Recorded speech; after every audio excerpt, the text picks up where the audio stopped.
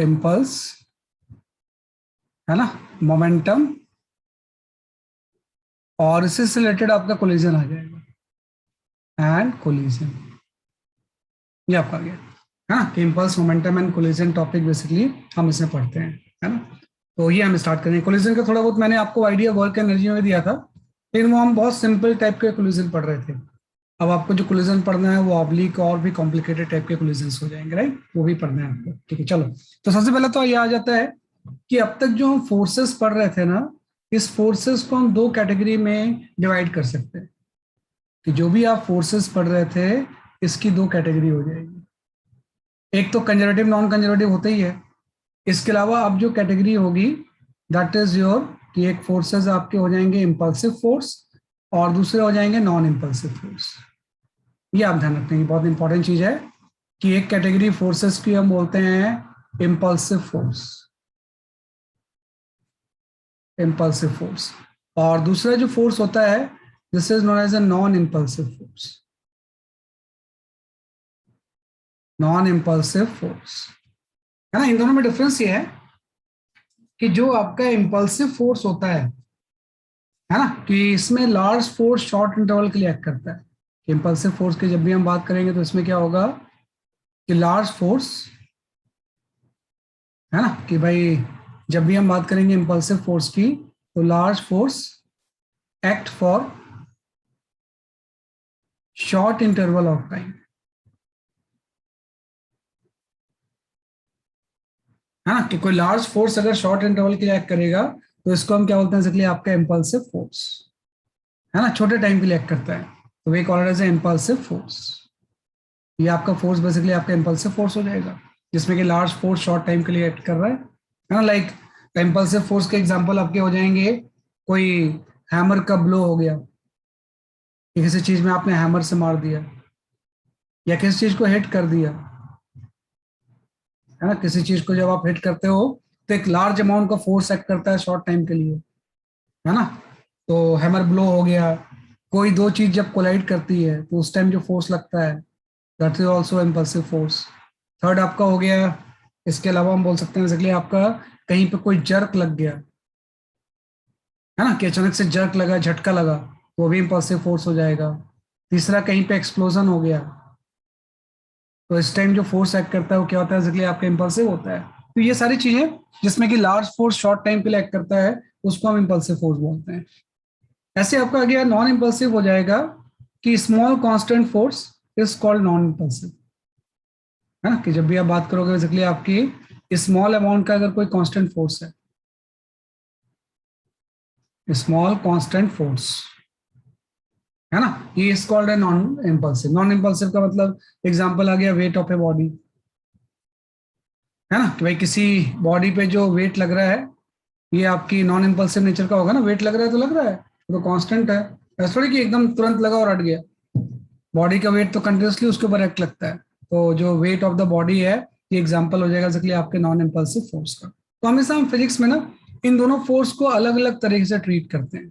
हालांकि दोनों फोर्स हैं, लेकिन दोनों का ट्रीटमेंट क्या होता है बेसिकली आपका डिफरेंट होता है, impulsive and non impulsive force, है ना। जैसे कि अगर मैं आपसे बोलूँ कि अगर मैं यहाँ पे फोर्स वर्सेस टाइम ग्राफ बनाऊं, है ना, कि किसी बॉडी के ऊपर अगर फोर्स का टाइम के साथ ग्राफ लग रहा है, फोर्स वर्सेस टाइम ग्राफ आपने बना लिया ऐसे, है ना, तो जो इम्पल्सिव फोर्स होगा उसका जो फोर्स वर्सेस टाइम ग्राफ होगा वो आपका ऐसा हो जाएगा कि अगर मैं इसका फोर्स वर्सेस टाइम ग्राफ बनाऊं तो इम्पल्सिव फोर्स का, इम्पल्सिव जो फोर्स होंगे उसका ग्राफ आपका ऐसा हो जाएगा, लाइक दैट, कि भाई जीरो से कोई फोर्स मैक्सिमम हुआ फिर से जीरो हो गया किसी टाइम इंटरवल डेल्टा टी में, है ना, कि कोई टाइम इंटरवल आपका डेल्टा टी लग गया, इसमें इसकी वैल्यू आपकी जीरो से डेल्टा टी होगी, तो ये आपका जो फोर्स है ये इम्पल्सिव हो गया, है ना, कि ये जो फोर्स है कौन सा फोर्स हो गया जैसे कि आपका इम्पल्सिव। नॉन इम्पल्सिव का मतलब हो जाएगा कि यही फोर्स ऑलमोस्ट कांस्टेंट रह जाए, ऐसे जैसे वेट है ना, कि वेट अगर कोई है तो अगर कोई फोर्स इस तरह से कांस्टेंट रह जाए तो इसी को हम बोलेंगे बेसिकली आपका नॉन इम्पल्सिव, नॉन इम्पल्सिव, है ना। तो बेसिकली इम्पल्सिव क्या होता है, झटके से बढ़ता है फिर जीरो हो जाता है, और नॉन इम्पल्सिव फोर्स आपका कांस्टेंट रहेगा, है ना। तो ये आपका आ जाएगा, तो ये आपका आ गया force time graph for two kind of forces. हाँ सही बात है, while touching something will the impulsive force. Subrat आप क्या पूछना चाह रहे हो? आप पूरा क्वेश्चन नहीं है। नहीं, टचिंग इम्पल्सिव नहीं होगा, आप उसको झटके से लार्ज अमाउंट में तो इसमें इन्वॉल्व होगा ना, स्लोली टच कर रहे हो तो नहीं होगा, लार्ज अमाउंट का फोर्स होना चाहिए। जैसे आपने बिलियर्ड बॉल को किसी स्टिक से हिट किया तो इम्पल्सिव फोर्स हो गया, है ना, तो वो हम बात करते हैं कि वो जो फोर्स होगा वो क्या हो जाएगा, इसलिए आपका इम्पल्सिव फोर्स हो जाएगा। कि कभी भी कोई लार्ज अमाउंट का फोर्स शॉर्ट इंटरवल का लगेगा तो we call it as impulsive force. हाँ नहीं वो बेटा, वो तो अलग चीज है ना, उसमें कोई फोर्स इन्वॉल्व थोड़ी है, तो बॉडी की फिजिकल कंडीशंस के ऊपर डिपेंड करता है, तो वो इम्पल्सिव नहीं होगा, वो तो फिजिकल एक नॉर्मली न्यूटोनियन मैकेनिक्स जब हम पढ़ते हैं ना, तो उसमें टेम्परेचर के इफेक्ट तो हम कहीं भी पढ़ते ही नहीं। न्यूटोनियन मैकेनिक्स जब भी आप पढ़ते हो तो टेम्परेचर वाला टर्म आता ही नहीं है, तो हॉट या कोल्ड सरफेस की तो हम बातें नहीं कर रहे हैं। तो इम्पल्सिव का मतलब हो गया hammer blow, collision, jerk, explosion, it's all called the impulsive force, है ना, उसमें कोई टेम्परेचर सेंसरी से कोई चीज नहीं होगी, तो फिजिकल फोर्स की हम बात कर रहे हैं। ये आपका हो गया impulsive and non impulsive force. अब अगर मैं आपसे बोलूं कि ये जो जो भी आपने एफटी कर्व बनाया है, इसके एरिया किस चीज को शो करेगा? If I talk about the area under force versus time graph, कि एफटी ग्राफ का एरिया विल रिप्रेजेंट व्हाट, क्या रिप्रेजेंट करेगा? इम्पल्स। इम्पल्स, इम्पल्स सही बात है। या हम इसको बोल सकते हैं बेसिकली चेंज इन मोमेंटम, सही बोला इसने, कि area under the force versus time graph is called impulse, is called impulse, है ना, देखना ना, इम्पल्सिव फोर्स अलग चीज है, इम्पल्स अलग चीज है। इम्पल्स का मतलब ये एरिया हो गया, is called impulse which is equal to the change in momentum, है ना, कि which is equal to change in momentum, है ना, कि वो किसके इक्वल हो जाएगा, इसलिए आपके चेंज इन मोमेंटम के,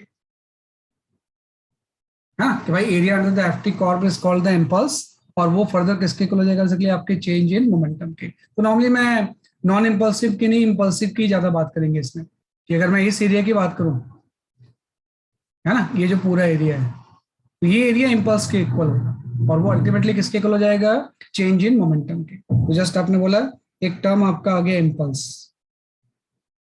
है ना, impulse is a vector quantity, इसको हम आई से शो करते हैं, आई के ऊपर वेक्टर लगा दो आप, और ये इक्वल हो जाएगा, एरिया का मतलब हो जाएगा integration of F into D T, है ना, किसी लिमिट में कर लेंगे जो भी आपको टाइम इंटरवल की लिमिट दी हुई है, और ये अल्टीमेटली इक्वल हो जाएगा फर्दर डेल्टा पी के,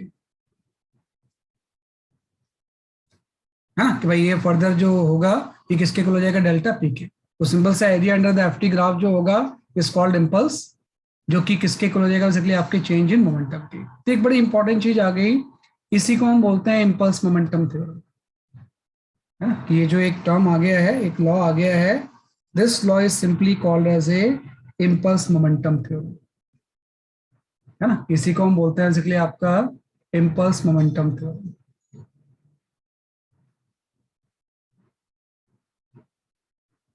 मोमेंटम थ्योरम, है ना। तो जैसे आपने लास्ट जो चैप्टर पढ़ा था ना वर्क एनर्जी वाला, उसमें एक ही लॉ था वर्क एनर्जी थ्योरम, कि भाई work is equal to change in kinetic energy होगा, वैसे इसमें इम्पल्स मोमेंटम थ्योरम है, कि भाई किसी बॉडी के ऊपर इम्पल्स लगेगा तो इम्पल्स अल्टीमेटली किसको चेंज करेगा, मोमेंटम को। जैसे कि अगर मैं नॉन इम्पल्सिव फोर्स लूं, कि मैंने क्या किया कि यहाँ पे कोई सरफेस पे कोई ब्लॉक रखा हुआ है, और इस ब्लॉक के ऊपर एक कांस्टेंट फोर्स लगा दिया मैंने, स्टडी फोर्स, कंटिन्यूसली एक्ट कर रहा है, तो हम बोलेंगे अगर ये नॉन इम्पल्सिव फोर्स है, उसका मास m है, तो ये बॉडी को एक्सलेट करता है, और एक्सलेशन की वैल्यू जो हो जाएगी वो F/m हो जाएगी, जो कि हम लॉज ऑफ मोशन में पढ़ते हैं, है ना। अब लेकिन मैंने बोला कि सेम बॉडी के ऊपर, है ना, कि भाई इस बॉडी को आपने क्या किया, अब इसमें किसी क्यू से हिट कर दिया, भाई इस तरह से किसी स्टिक को लिया और स्टिक से अचानक से इसको हिट कर दिया, है ना, तो वो इम्पल्सिव फोर्स हो जाएगा। तो इम्पल्सिव फोर्स से एक्सलेशन को कोरिलेट नहीं कर पाएंगे ना, क्योंकि जो फोर्स लग रहा हो तो बहुत लार्ज है, उसको डिफाइन ही नहीं कर पाएंगे हम। तो हम क्या बोलेंगे यहाँ पे, इम्पल्स लगा। जैसे मैंने एक फोर्स लगा के हटा दिया शॉर्ट इंटरवल के लिए, तो हम बोलेंगे इम्पल्स एक्ट करेगा। और इम्पल्स की वजह से क्या होगा, इस बॉडी की मास अगर m है तो ये तुरंत वेलोसिटी गेन कर लेगा।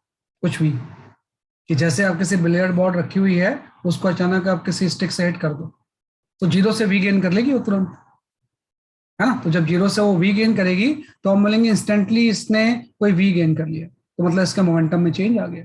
तो हम बोलेंगे अगर इस बॉडी के ऊपर कोई इम्पल्स लगा तो इम्पल्स ने इसके मोमेंटम को चेंज कर दिया। मोमेंटम को चेंज मतलब एम वी माइनस जीरो हो गया। हाँ, तो वही चीज है कि नॉन इम्पल्सिव फोर्स जो भी हम पढ़ते थे, वेट वगैरह सबका इफेक्ट जो है ना, वो ए सेम निकालते थे, वो एक्सटेंशन निकाल लेते थे, फिर इक्वेशन ऑफ काइनेटिक्स यूज करते थे। अब हम ऐसा नहीं करेंगे। हम बोलेंगे अगर ये इम्पल्सिव फोर्स लग रहा है शॉर्ट इंटरवल के लिए, तो हम कोई एक्सटेंशन यहाँ पे डिफाइन ही नहीं करेंगे, बल्कि हम बोलेंगे इसमें एक इम्पल्स लग रहा है और impulse will change the momentum. और इसी थ्योरम को we call it as a impulse momentum theorem. Right, ये आप लिख लो थोड़ा सा।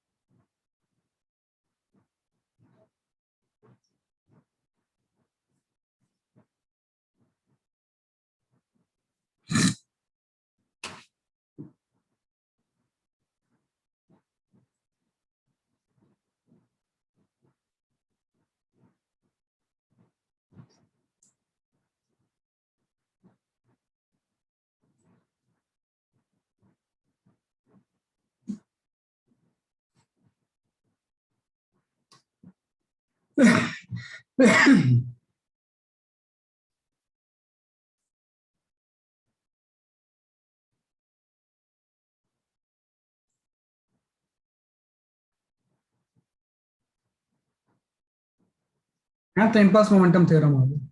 ये तो आपका आगे इम्पल्स मोमेंटम थ्योरम। इसके बाद अगर हम देखें, जो नेक्स्ट चीज है आपकी, अगर आप नहीं लिख पाओ तो मुझे इन्फॉर्म मैसेज कर देना, मैं फिर से शो कर दूंगा स्लाइड को, है ना। तो आई चेंज द स्लाइड, ये आपका गया इस तरह से। तो इसके बाद हम आ जाते हैं कि भाई आपने पढ़ा ही था न्यूटन सेकंड लॉ, है ना, कि न्यूटन सेकंड लॉ के अकॉर्डिंग हम जानते हैं कि जो एफ एक्सटर्नल की वैल्यू होती है वो D P by D T के इक्वल होती है। This is equal to the rate of change of momentum, है ना। और हमने ये डिफाइन भी किया था कि अगर किसी सिस्टम में एफ एक्सटर्नल जीरो है किसी पर्टिकुलर डायरेक्शन में, तो उसका DP by D T zero होगा। और अगर DP by D T zero होगा मतलब इसका पी कांस्टेंट रहेगा। और पी कांस्टेंट का मतलब इनिशियल मोमेंटम किसके इक्वल हो जाएगा, फाइनल मोमेंटम। तो ये आपका ला गया कि भाई किसी बॉडी पे अगर कोई एक्सटर्नल फोर्स एक्ट नहीं कर रहा है या नेट एक्सटर्नल फोर्स का सम जीरो है, तो उसका मोमेंटम कंजर्व रहेगा, है ना, कि उसका मोमेंटम क्या रहेगा, इसलिए आपका कंजर्व रहेगा। इसी को हम बोलते हैं law of conservation of linear momentum, है ना, कि this is known as a law of conservation of linear momentum. ये भी आपको इस चैप्टर में पढ़ना है कि law of conservation of linear momentum. जो law of conservation of linear momentum है, इसका स्टेटमेंट सिंपल सही हो जाएगा, है ना। इसको अगर हम वर्ड्स में लिखना चाहें तो नॉर्मली मैं इसको ऐसे लिख सकता हूं कि if net external force on a body is zero, है ना, इन ए पर्टिकुलर डायरेक्शन, है ना, इन ए पर्टिकुलर डायरेक्शन, है ना, कि net external force on a system भी लिख सकते हो, है ना, कि on a system is the more appropriate word, कि बॉडी की बजाय आप कोई सिस्टम लिख लो। ये सिस्टम में एक से ज्यादा चीज भी हो सकते हैं।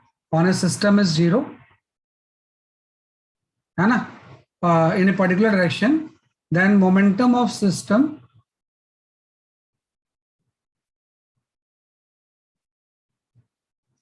right remain conserved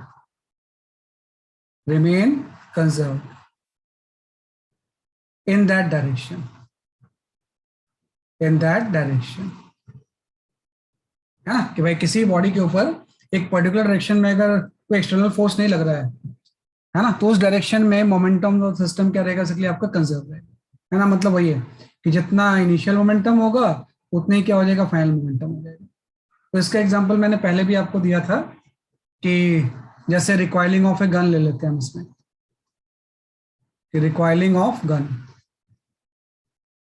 है ना, कि सिस्टम से मैंने ऐसा ले लिया कि ये आपका कोई गन है ना, and mass of the gun is capital M, और इसके अंदर एक बुलेट है, the mass of the bullet is the small M. पहले कोई चीज मूव नहीं करनी थी, अचानक से आपने फायर किया, तो फायर किया तो इस बुलेट ने कोई वेलोसिटी गेन कर ली बेसिकली आपकी यू अमाउंट की, तो ये गन भी कुछ रिकॉयल करेगा किसी वी से, है ना, इसी वी को हम बोलते हैं recoil velocity, this is known as a recoil velocity, है ना। तो इसमें आपको होता है मोमेंटम आप कंजर्व कर दोगे, क्योंकि अगर मैं गन प्लस बुलेट दोनों को सिस्टम ले लूं, तो आपको सिस्टम चूज करना इंपॉर्टेंट है कि क्या आप सिस्टम ले रहे हो।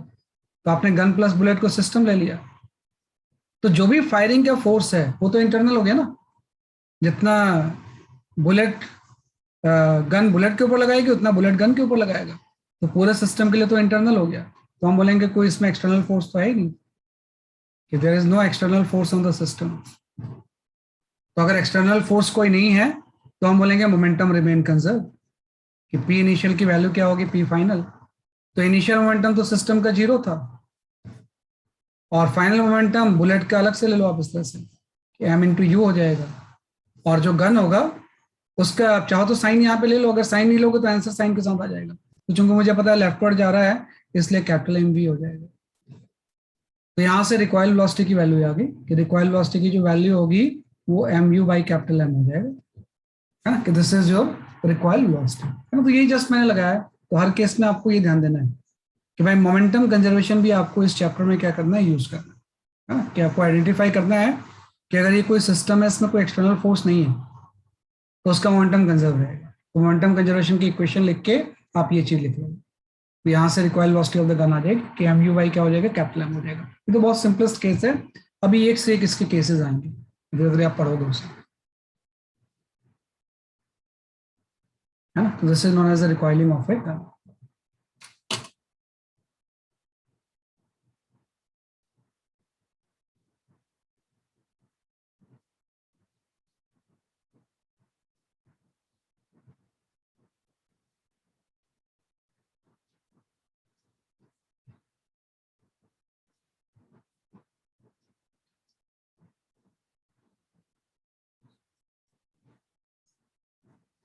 हाँ, तो अब तक देखा जाए तो अब जो आपको यूज करना है ना, देखो कुछ कंक्लूजन हमने यहाँ पे निकाल लिए, है ना, क्या पूरे जो अभी तक हमने पढ़ा है स्टार्टिंग से वर्क एनर्जी से लेके एवरीथिंग, उस चीज को हम थोड़ा सा अब यहाँ पे कंबाइन कर देंगे, है ना। अब जो फर्दर न्यूमेरिकल्स होंगे ना उसमें यही चीजें यूज होंगी, है ना, कि फर्दर जो न्यूमेरिकल्स होंगे उसमें यही चीजें यूज होंगी। सबसे पहला आ जाएगा कि अगर हम यहाँ पे इसको लिख लें कि numerical solving approach, numerical solving steps, है ना। तो न्यूमेरिकल सॉल्विंग अगर हम स्टेप्स की बात करें तो इसमें बहुत ज्यादा कुछ स्टेप्स अब नहीं होंगे, बल्कि सबसे पहला आपका स्टेप हो जाएगा कि अप्लाई वर्क एनर्जी थ्योरम। ये सबसे पहले आप अप्लाई कर दोगे, कोई भी सिस्टम है उसमें वर्क एनर्जी थ्योरम अप्लाई कर दो, वर्क एनर्जी थ्योरम, कि भाई आप ये देख लोगे कि पूरे सिस्टम में कितना वर्क हुआ है, और वो सारे वर्क का जो सम होगा सिग्मा डब्ल्यू। ओके, मैं शो कर रहा हूँ, किसी कोई भी अगर पेज नहीं लिख पाया ना तो मुझे इन्फॉर्म कर देना, तो पिछला शो कर दूंगा। तो मुझे एक्चुअली क्लास में तो पता चल जाता ना एग्जैक्ट टाइमिंग्स, इसमें एग्जैक्ट टाइमिंग का आइडिया नहीं था एक्चुअली।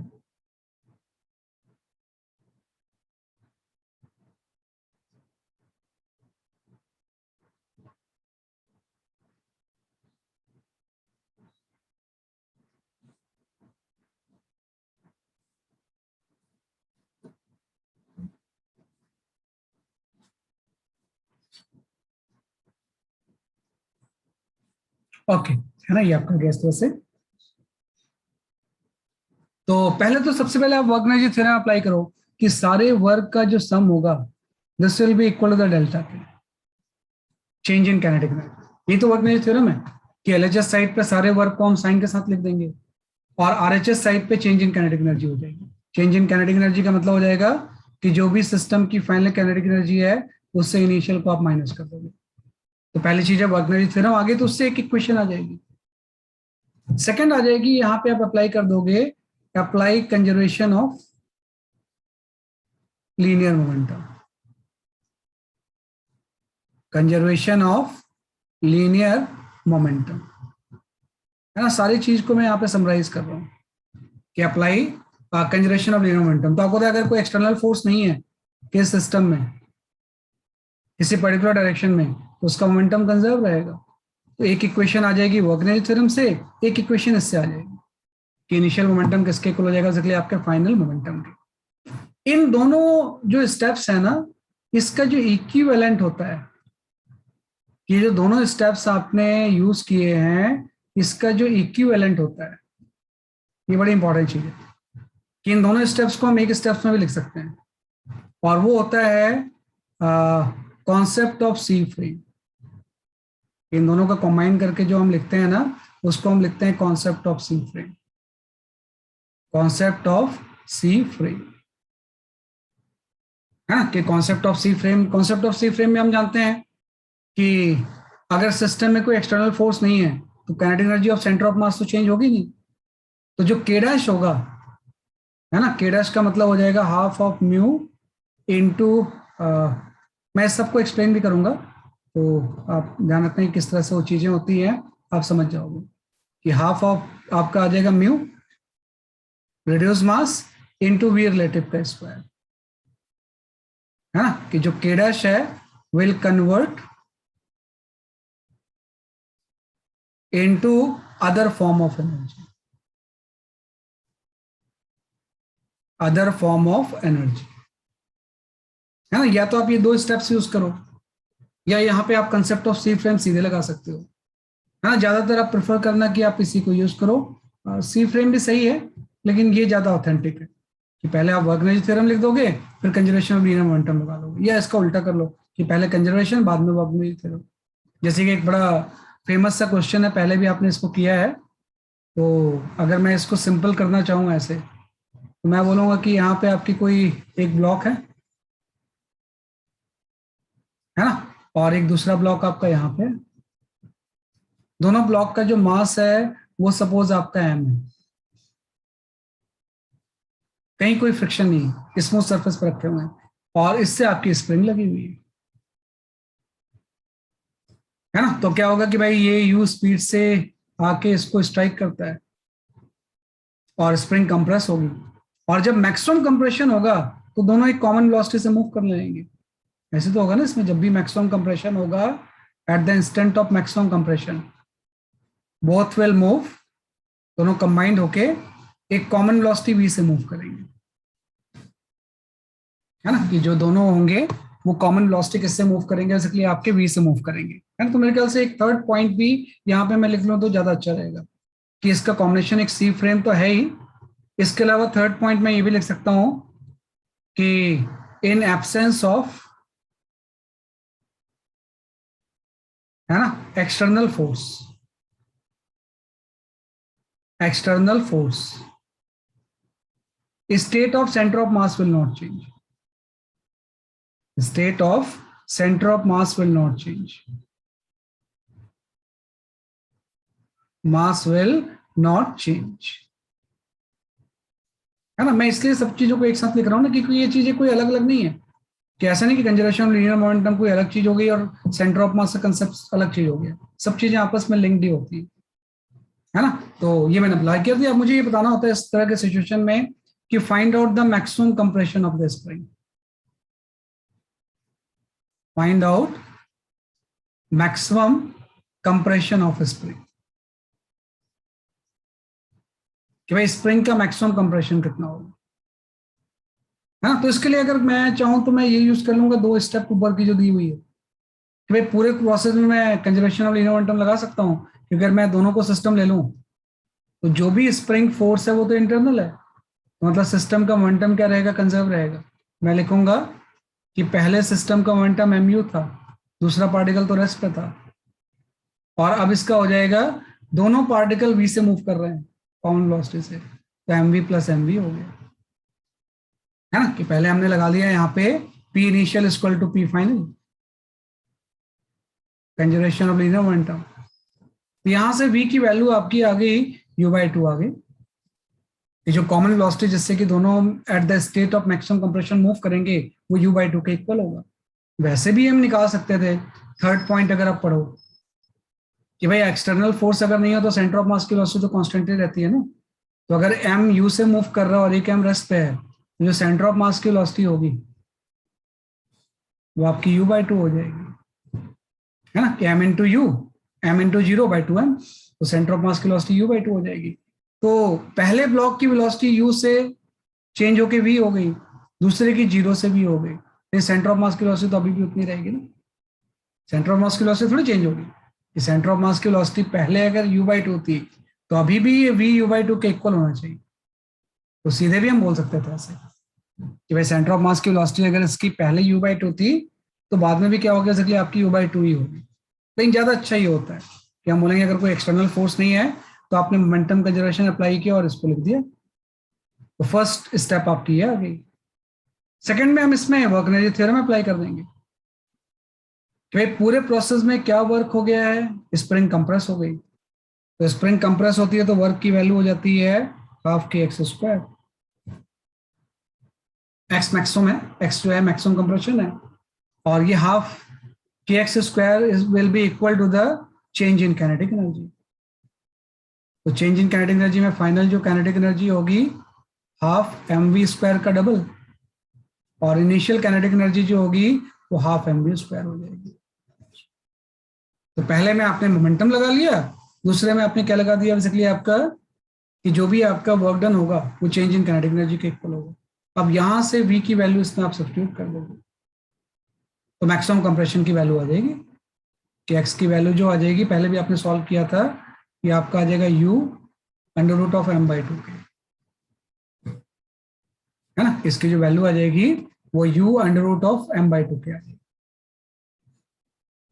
भाई जो मैक्सिमम होगा उसकी वैल्यू आपकी हो जाएगी u under root of m/2 के आ गई, है ना, ये आपका मैक्सिमम कंप्रेशन हो गया u under root of m/2 के, है ना। तो ये आपने यही दो स्टेप आप ध्यान रखना कि सबसे पहले मोमेंटम यूज कर लो और फिर वर्क एनर्जी थ्योरम अप्लाई कर लो, सॉल्व करके कर लो। किसी और नॉलेज की आपको जरूरत है नहीं, मैं फिर भी मैंने एक दो चीज एक्स्ट्रा बता दे रहा हूँ आपको मैं कि एक अल्टरनेट कर सकते हैं, लेकिन प्रिफर आप इसी को करना, मोमेंटम बाद में, है ना, तो लिख लो आप इसमें।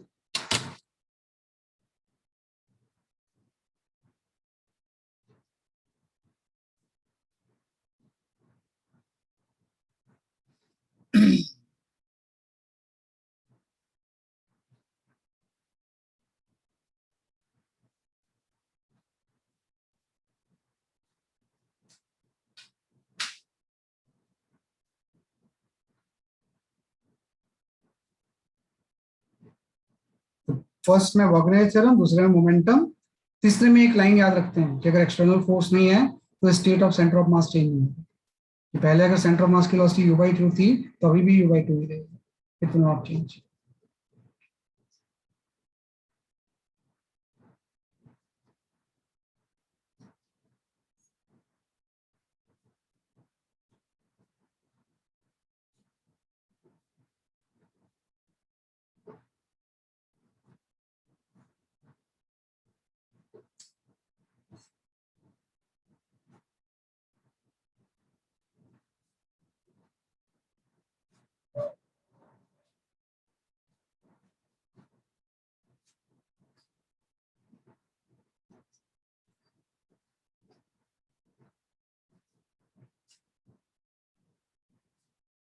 ठीक है, ये आपका गया। अब मैंने बोला कि भाई ये दो स्टेप आप यूज करो या concept of C frame use कर लो, सी फ्रेम से भी यही चीज आ गई, इनफैक्ट पहले हमने निकाला भी है सी फ्रेम से, है ना, कि भाई ये दो स्टेप आपने यूज किए, इसके अलावा हम एक सिंगल स्टेप यूज कर सकते हैं, concept of C frame,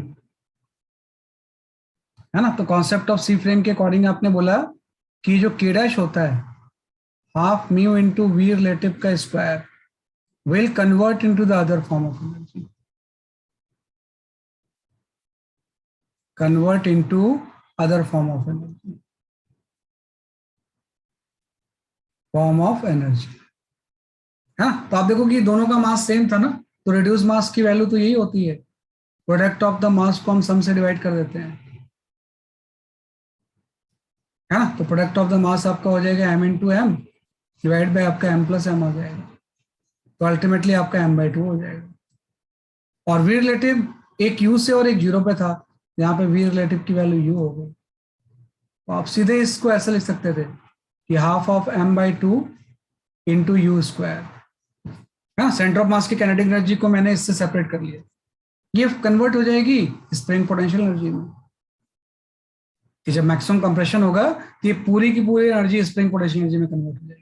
maximum का मतलब ये है, यहाँ से हाफ कैंसिल होके सेम चीज आपकी आ जाएगी कि एक्स की वैल्यू आपकी हो जाएगी you under root of m/2 के।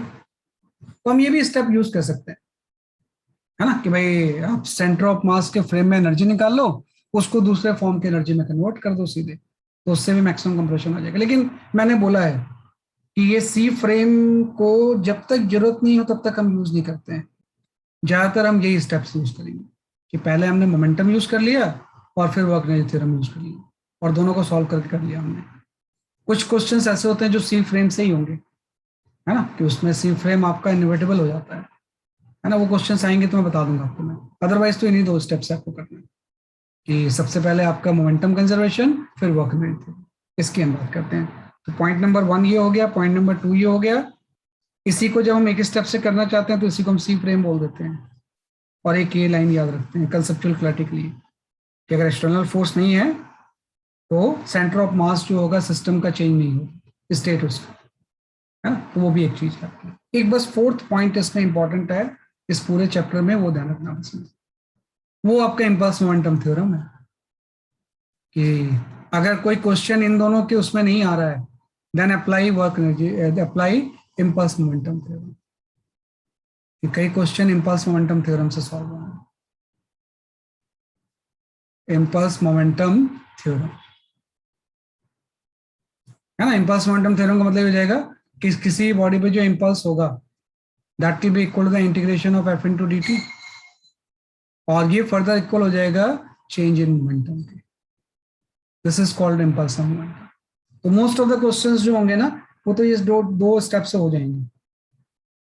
नहीं, किसी क्वेश्चन में क्या है ना कि अगर इससे नहीं हो रहा है तब आप इस पे आ जाओगे कि हम उस क्वेश्चन में क्या अप्लाई कर देंगे, बेसिकली आपका इम्पल्स मोमेंटम थ्योरम, है ना। ये इसमें 4 स्टेप्स होते हैं जिससे कि सारे न्यूमेरिकल्स हम क्या करेंगे, अटेम्प्ट करेंगे, है ना? तो 1 by 1 I will give you, उसको आप ट्राई करना।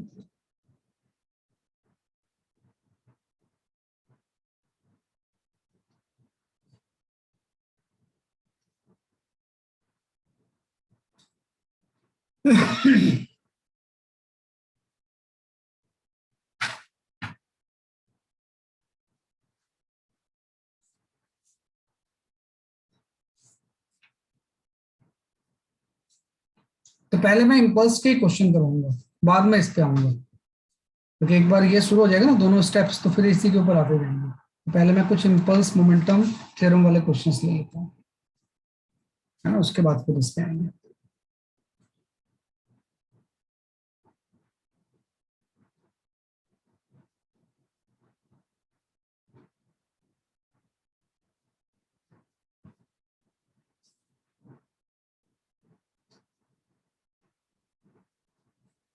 ठीक, चलो।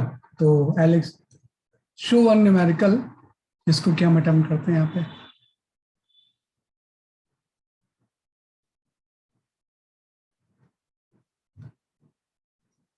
Okay, can go.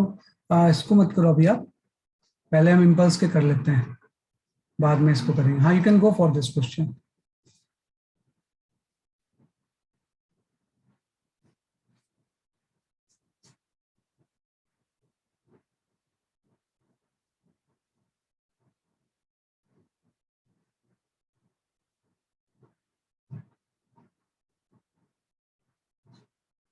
मतलब स्मॉल एम को ऊपर ले जाके हमने छोड़ दिया है, और ध्यान रखना यहाँ पे कोई फ्लोर नहीं है, ये खाली जगह है, पूरा नीचे जाएगा ये।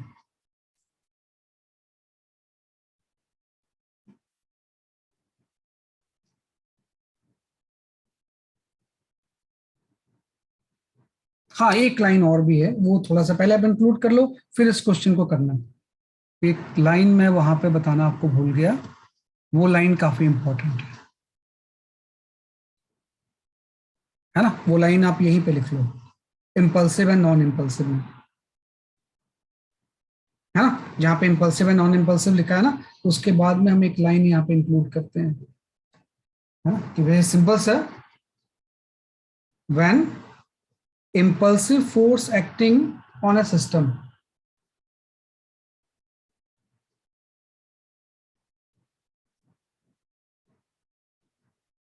impulsive force acting on a system,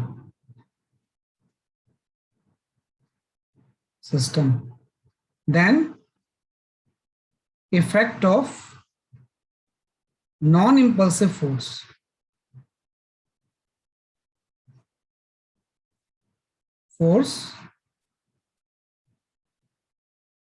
can be neglected, can be neglected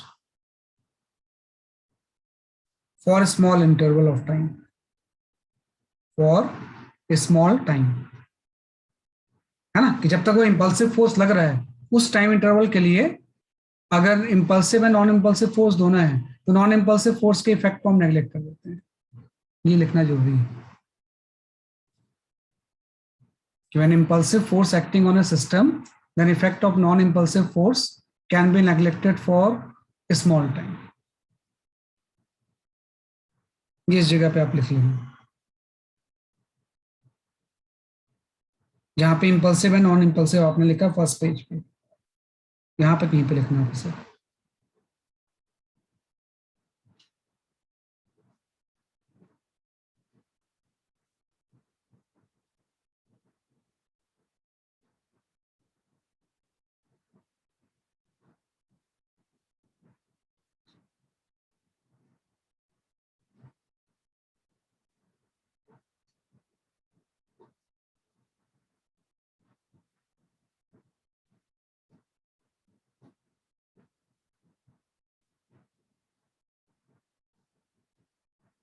ठीक है, ये आपका गया। अब मैं क्वेश्चन शेयर करता हूँ आपसे।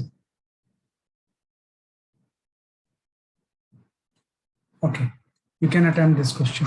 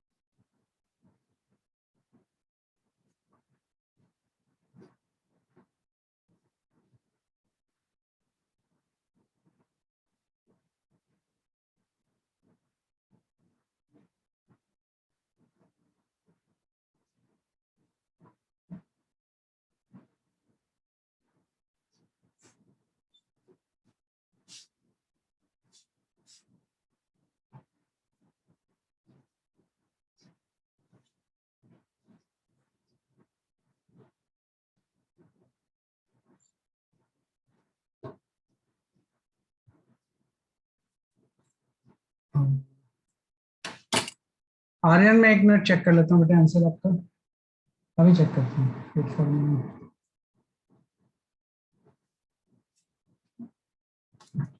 6-7 क्वेश्चन है, इससे पूरा आपको आ जाएगा, है ना, सारी चीजें आप समझ जाओगे इंपल्सिव मोमेंटम के बारे में।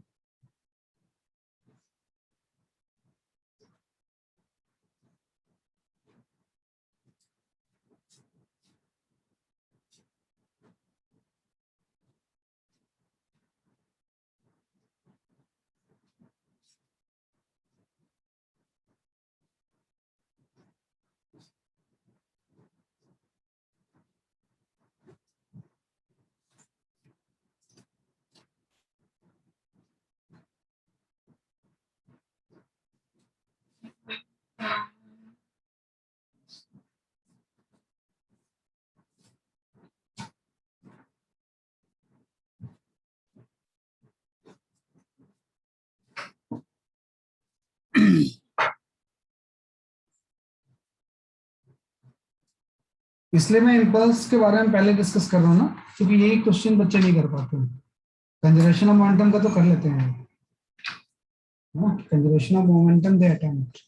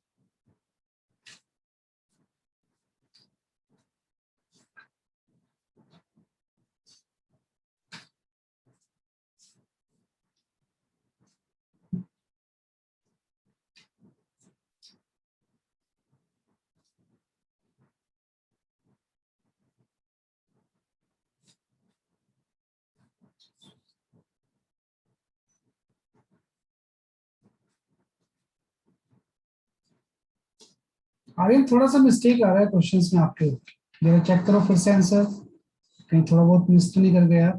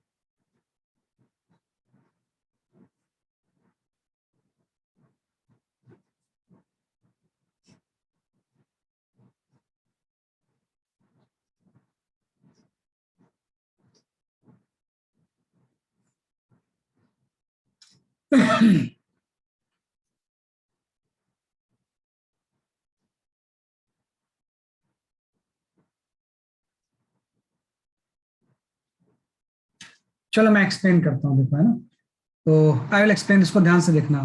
तो मैंने बोला ना कि ये क्वेश्चन मैं जानबूझ के पहले करवा रहा हूँ आपको मैं, है ना। यहाँ पे एक्चुअली कुछ वो नहीं है, प्लेटफॉर्म वगैरह नहीं है नीचे, है ना, ध्यान रखना। प्लेटफॉर्म यहीं पे खत्म हो गया, नहीं तो आप बोलोगे ये तो मास जाके इससे टकरा जाएगा, टकराएगा नहीं, प्लेटफॉर्म सब यहाँ पे है। एक कैपिटल एम यहाँ पे रखा हुआ था, स्ट्रिंग से एक स्मॉल एम को आपने ऊपर ले गया एच हाइट तक और छोड़ दिया। तो जैसे हम छोड़ेंगे पहले तो ये पूरी चीज स्ट्रेट होगी ना, ये पूरी चीज ऐसे क्या हो जाएगी, बेसिकली आपकी स्ट्रेट हो जाएगी। और जब ये स्ट्रेट होगी जस्ट, तो एच हाइट से नीचे भी आ जाएगा ये, तो यहां से यहां तक आ गया, तो ये कुछ वेलोसिटी भी गेन कर लेगा। सपोज इसकी वेलोसिटी यू हो गई, तो वो यू वेलोसिटी में निकाल सकता हूँ, फ्री फॉल ही तो है ये। तो भाई 2h हाइट से इसका फ्री फॉल हो गया, तो यू की जो वैल्यू होगी वो सीधे मैं लिख सकता हूँ, ये होगी कि जो यू की वैल्यू होगी वो आपकी हो जाएगी √2g/2h। ये आप जानते हो, आप काइनेमेटिक्स में आपने पढ़ा है। भाई जब तक स्ट्रिंग टाइट नहीं होगी तब तक तो क्या होगा, फ्री फॉल होगा। अगर फ्री फॉल होगा तो 2h हाइट से अगर नीचे आएगी तो वेलोसिटी जो गेन करेगी √2gh कर लेगी, हाइट की जगह पे आपने 2h ले लिया। अब क्या होगा, अचानक से जर्क लगेगा इसमें, अचानक से क्या होगा, बेसिकली आपका जर्क लगेगा, है ना, कि इसमें एक लार्ज अमाउंट का फोर्स लगेगा। This is the velocity just before jerk, just before jerk, है ना, के वेलोसिटी जस्ट बिफोर जर्क है। और अब क्या होगा, इसमें जर्क लगेगा, जर्क लगेगा मतलब एक लार्ज अमाउंट का फोर्स स्मॉल टाइम के लिए लग जाएगा। जर्क का मतलब ये तो होता है। तो अब ये पूरी चीज इस तरह से स्ट्रेट हो गई और इसमें एक जर्क लगा, है ना, और जर्क को ही हम बोलेंगे बेसिकली आपका इम्पल्स। तो इसमें एक इम्पल्स लग जाएगा ऐसे, कि इसमें ऊपर के डायरेक्शन में क्या लग जाएगा, बेसिकली आपका इम्पल्स। और उस इम्पल्स को मैं लिख सकता हूं कि ड्यूरिंग जर्क, है ना, इम्पल्स एक्ट, इम्पल्स एक्ट। और वो जो इम्पल्स होगा वो integration of T D T हो जाएगा। क्योंकि वो इम्पल्स टेंशन की वजह से तो प्रोड्यूस हुआ है ना, कि अचानक से एक लार्ज अमाउंट का टेंशन स्मॉल टाइम के लिए लग गया, तो एक इम्पल्स लग गया। अब ये इम्पल्स लगेगा, आपको पता है टेंशन अगर कांस्टेंट रहेगी तो सेम इम्पल्स इसके ऊपर भी लगेगा, तो यही इम्पल्स तो इसको ऊपर उठा देगा। तो यही बोल रहा है कि ड्यूरिंग द जर्क, पहले जर्क लग के पहले तो वेलोसिटी ये थी, जर्क के तुरंत बाद अब इसकी वेलोसिटी यू से चेंज होके वी हो जाएगी उसी इंस्टेंट में, तो टाइम नहीं लगेगा इसको। जैसे जर्क लगा उसने इसकी वेलोसिटी यू से वी कर दी, और जिस वेलोसिटी से फिर ये नीचे जाएगा उसी वेलोसिटी से ये ऊपर उठेगा, ये कांटेक्ट यहाँ पे लूज कर जाएगा ना, और ये भी वेलोसिटी जाएगा। तो आपको वी तो पूछा हुआ है, तो हम बोलेंगे आफ्टर जर्क, है ना, बोथ मास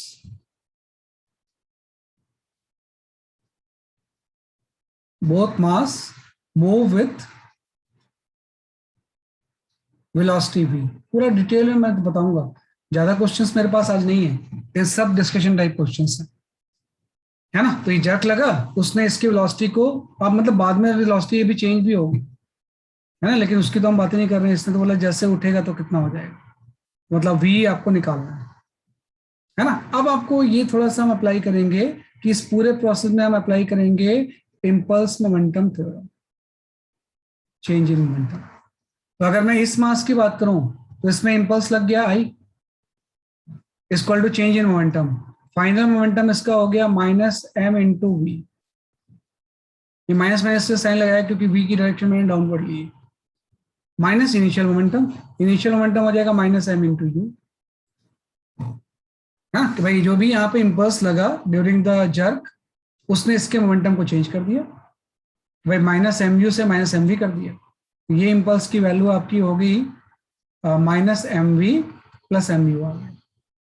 अब सेम इम्पल्स इसके ऊपर लगा, इस इम्पल्स ने इसके मोमेंटम को चेंज कर दिया, तो सेम इम्पल्स इसके मोमेंटम को चेंज करेगा, तो इसकी वेलोसिटी कैपिटल एम वी हो जाएगी माइनस जीरो, क्योंकि ये तो पहले रेस्ट पे था, तो रेस्ट से वी पे चला गया। अब दोनों में इम्पल्स तो सेम ही लग रहा है ना, तो आरएचएस साइड को इक्वेट कर दो। तो जैसे मैं आरएचएस साइड को इक्वेट करूंगा, यहां से ये रिलेशन आ जाएगा कि capital M V equal to आपका ये आ जाएगा, है ना, आप यहां से स्मॉल एम कॉमन ले लोगे, यू माइनस वी आ जाएगा। या आपको तो एक्चुअली वी निकालना था ना, तो दोनों को इक्वेट कर दो आप पहले तो, एम यू इक्वल टू आपका आ गया M U minus M V, मतलब वी की वैल्यू जो आ जाएगी, अगर हम इसको इधर ले जाएं तो M U by M plus M आ जाएगा। कि वी की वेलोसिटी जो होगी वो एम यू बाई क्या हो जाएगा, उसके लिए आपका एम प्लस एम हो जाएगा, और यू की वेलोसिटी हम पहले निकाल चुके हैं ये वाला, तो टू इससे कॉमन आ जाएगा, तो अल्टीमेटली कॉमन वेलोसिटी का आंसर आपका ये आ जाएगा M two under root of two G H, है ना, कि सॉरी टू भी बाहर नहीं आएगा, ये ऐसा, यहाँ से u की वैल्यू उसमें सब्स्टिट्यूट कर दोगे आप, तो आपका जो फाइनल आंसर होगा वो मेरे ख्याल से ये आ जाएगा, जो मेरे ख्याल से इसमें ऑप्शन जो है वो C option, C option is correct, है ना, इसमें जो फाइनल आंसर आएगा that will be the C option, है ना, यहाँ से u की वैल्यू पुट करेंगे तो सी ऑप्शन आ जाएगा, है ना। तो आप ध्यान रखना मैंने कैसे कैसे किया, एक जर्क वाला इंपॉर्टेंट कंसेप्ट यहाँ पे आ गया, है ना, कि एक जर्क वाला इंपॉर्टेंट कंसेप्ट आ गया। अब ये बच्चों को ना, कई बच्चों को ये इम्पल्स से बड़ी एलर्जी होती है, वो इम्पल्स यूज ही नहीं करना चाहते। तो एक बच्चे ने मुझे बड़ा अच्छा मेथड बताया था, वही बताता हूँ मैं आपको, वो ये इम्पल्स यूज नहीं करना चाहता था, है ना, उसने बोला सर मैं कंजर्व, क्योंकि रिजल्ट देखो कंजर्वेशन ऑफ मोमेंटम जैसा ही आ रहा है, लेकिन हम उसको इनडायरेक्टली निकाल रहे हैं कि पहले मैंने इसमें स्मॉल ब्लॉक में impulse equal to change in momentum लगाया, फिर बड़े ब्लॉक में impulse equal to change in momentum लगाया, दोनों को इक्वेट कर दिया, तो ये चीज आ गई। उसने बोला सर, है ना, ये मतलब मेथड भी है कि भाई जो जर्क है वो तो इम्पल्सिव फोर्स है, और ग्रेविटी नॉन इम्पल्सिव होती है, तो मतलब जर्क के रिस्पेक्ट में ग्रेविटी इज नेग्लिजिबल, है ना, कि हम यहाँ पे एक बोल्ड स्टेटमेंट दे सकते हैं, भाई विथ रिस्पेक्ट टू जर्क, है ना, ग्रेविटी इज नेग्लिजिबल, जब फोर्स के टर्म्स में बात कर रहा हूं मैं, ग्रेविटी इज नेग्लिजिबल। उस पर्टिकुलर टाइम इंटरवल में, हमेशा थोड़ी, ये तो फिर तो यहाँ पे भी नहीं लोगे आप। तो उसने यू तो निकाल लिया, यू में तो कोई डाउट था ही नहीं। ये जो जर्क वाला में, इसमें इम्पल्स की बजाय उसने बोला ग्रेविटी अगर उस इंस्टेंट में नेग्लिजिबल है, मतलब ये पूरी चीज तो हॉरिजेंटल ही होगी ना ऐसे। भाई ग्रेविटी उस इंस्टेंट में जर्क वाले ड्यूरेशन में नहीं है, कि जब जर्क लग रहा था उसके रिस्पेक्ट में अगर ग्रेविटी नेग्लिजिबल है, तो मतलब फिर ये नीचे ऊंचे क्यों होगा। सारी चीजें हम ऐसा सोच सकते हैं सीधे, भाई ग्रेविटी की वजह से तो नीचे जाती है ये चीज। तो उसने बोला ये पूरी चीज ऐसे हो जाएगी, कि अगर ग्रेविटी नहीं है तो। सही भी बोलना था उसका। तो हम बोल रहे हैं ड्यूरिंग द जर्क हम ग्रेविटेशनल फोर्स को नेगलेक्ट कर सकते हैं, तो ड्यूरिंग द जर्क इसके स्ट्रक्चर को मैं ऐसा बना सकता हूँ। और उसने बोला भाई अभी इसकी वेलोसिटी यू है, जर्क जब लगेगा तो अब इसकी वेलोसिटी वी हो जाएगी, ऐसे दोनों वी से जाएंगे। और उसने बोला मोमेंटम कंजर्व रहेगा, क्योंकि सिस्टम में कोई एक्सटर्नल फोर्स तो है ही नहीं। तो उसने बोला P initial equal to P final होगा। तो पहले मोमेंटम आपका था एम यू, अब आपका हो जाएगा M plus capital M into V. तो यहाँ से वी की वैल्यू कितनी हो जाएगी, सेम वही आंसर आ गया, M U by M plus M. तो उसने इस लाइन के टर्म्स में सोच लिया, मुझे ठीक भी लगा ये। I don't think there is any harm in this solution, है ना। एक मेथोडोलॉजिकल जाए तो ऐसे करना चाहिए। उसने बोला भाई ड्यूरिंग द जर्क ग्रेविटी तो नेग्लिजिबल है, ये पूरी चीज स्टेटी तो हो जाएगी। पहले यू थी, जर्क लगेगा, इसकी वेलोसिटी फिर पूरे सिस्टम की भी हो जाएगी। और दोनों को अगर मैं सिस्टम ले लूँ तो कोई एक्सटर्नल फोर्स तो है ही नहीं, तो मोमेंटम कंजर्व रहेगा, ये आ गया। इसमें यू की वैल्यू यहाँ सब्स्टिट्यूट कर देंगे। तो कई बार ऐसा भी करते हैं हम इस तरह के क्वेश्चन में, है ना। तो ये कर सकते हो, इसमें कोई हार्म नहीं है। तो लिख वापस।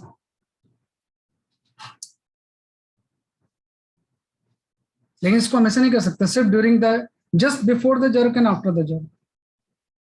बाद में तो बेसिकली ग्रेविटी कैसे नेगलेक्ट करोगे, उसी की वजह से तो मोशन हो गई। जस्ट ड्यूरेशन में इंपल्सिव फोर्स लग रहा है।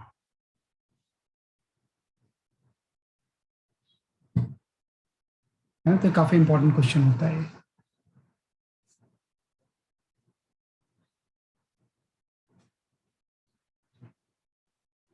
है तो दोनों जानना है हमने, कि कैसे हमने इम्पल्स मोमेंटम थ्योरम यूज किया, कभी कैसे इसको यूज किया। कभी कभी ये चीज भी इनवर्टिबल हो जाता है, तो करंट लगाना ही पड़ता है आपको।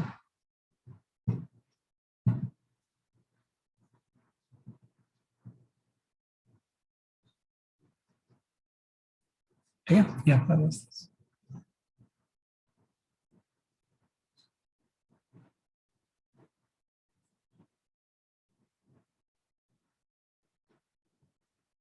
हाँ एक ये क्वेश्चन है, थोड़ा सा इसको पढ़ लो, फिर मैं इसको एक्सप्लेन करूंगा, है ना। इसको पढ़ लो थोड़ा सा, मेरे बताने वाला क्वेश्चन है ये एक्चुअली में।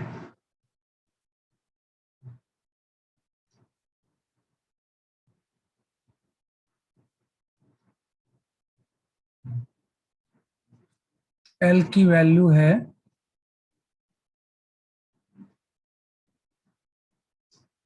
32/35 मीटर।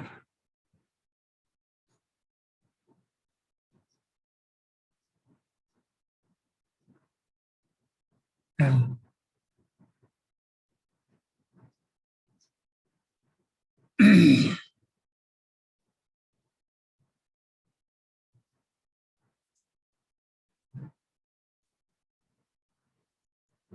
डाटा वाटा तो बाद में पुट करेंगे, पहले तो एक जनरल टर्म्स में निकाल लेंगे हम इसको।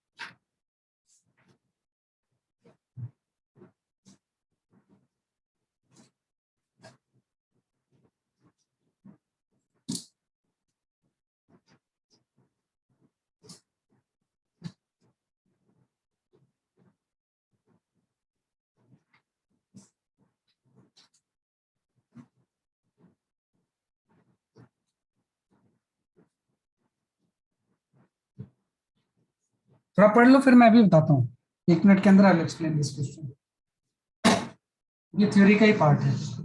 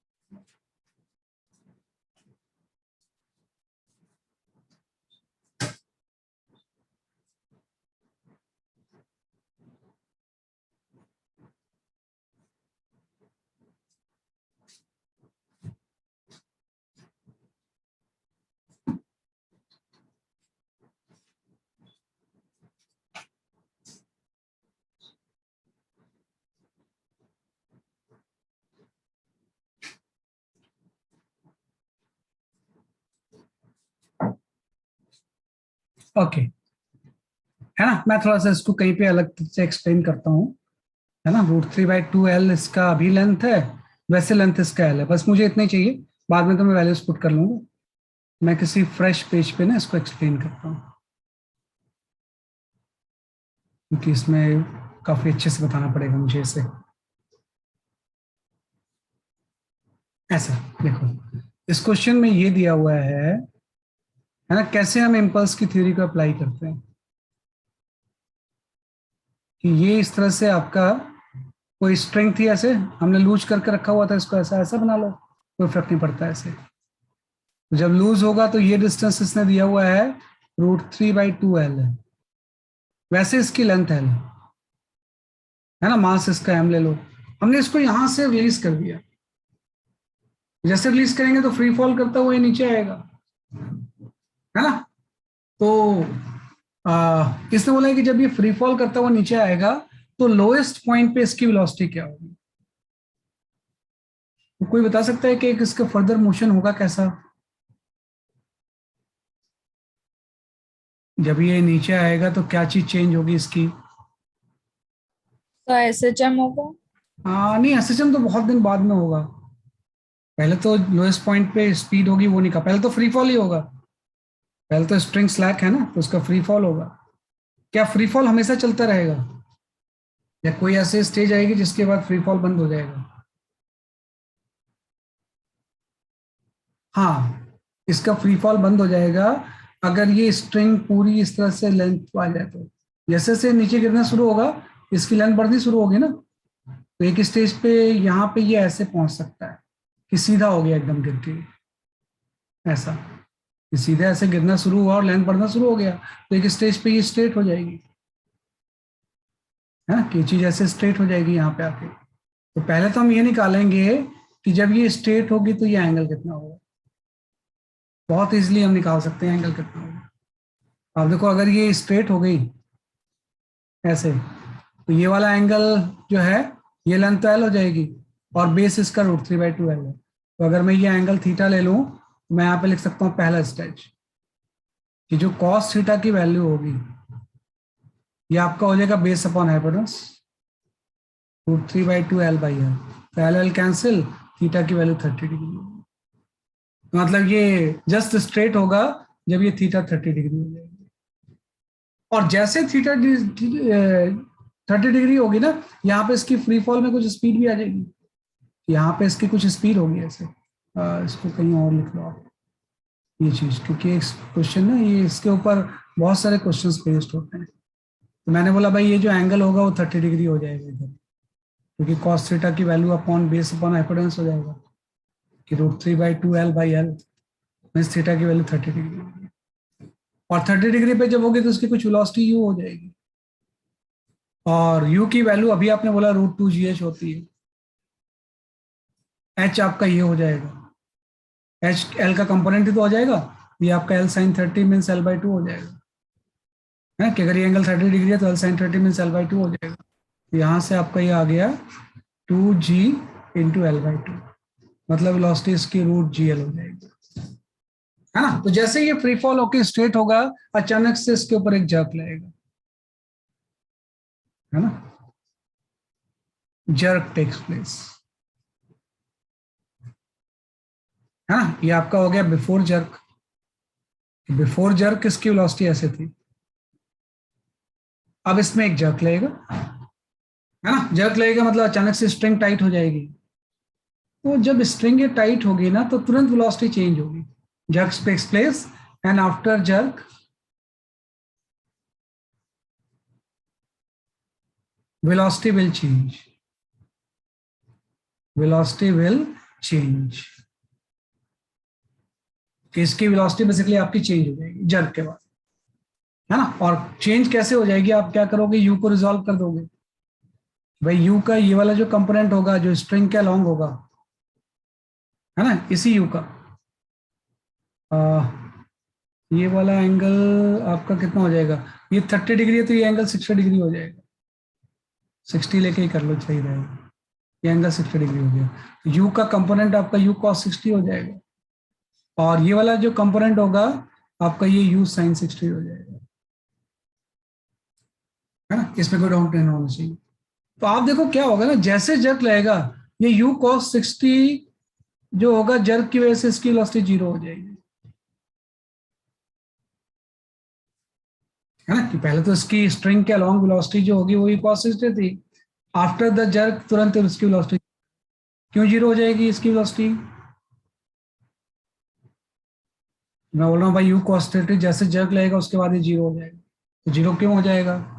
तो इसकी स्प्रिंग की लेंथ और नहीं बढ़ सकती, उस डायरेक्शन में हाँ बढ़ेगा। भाई, स्ट्रिंग तो अनस्ट्रेचेबल होती है।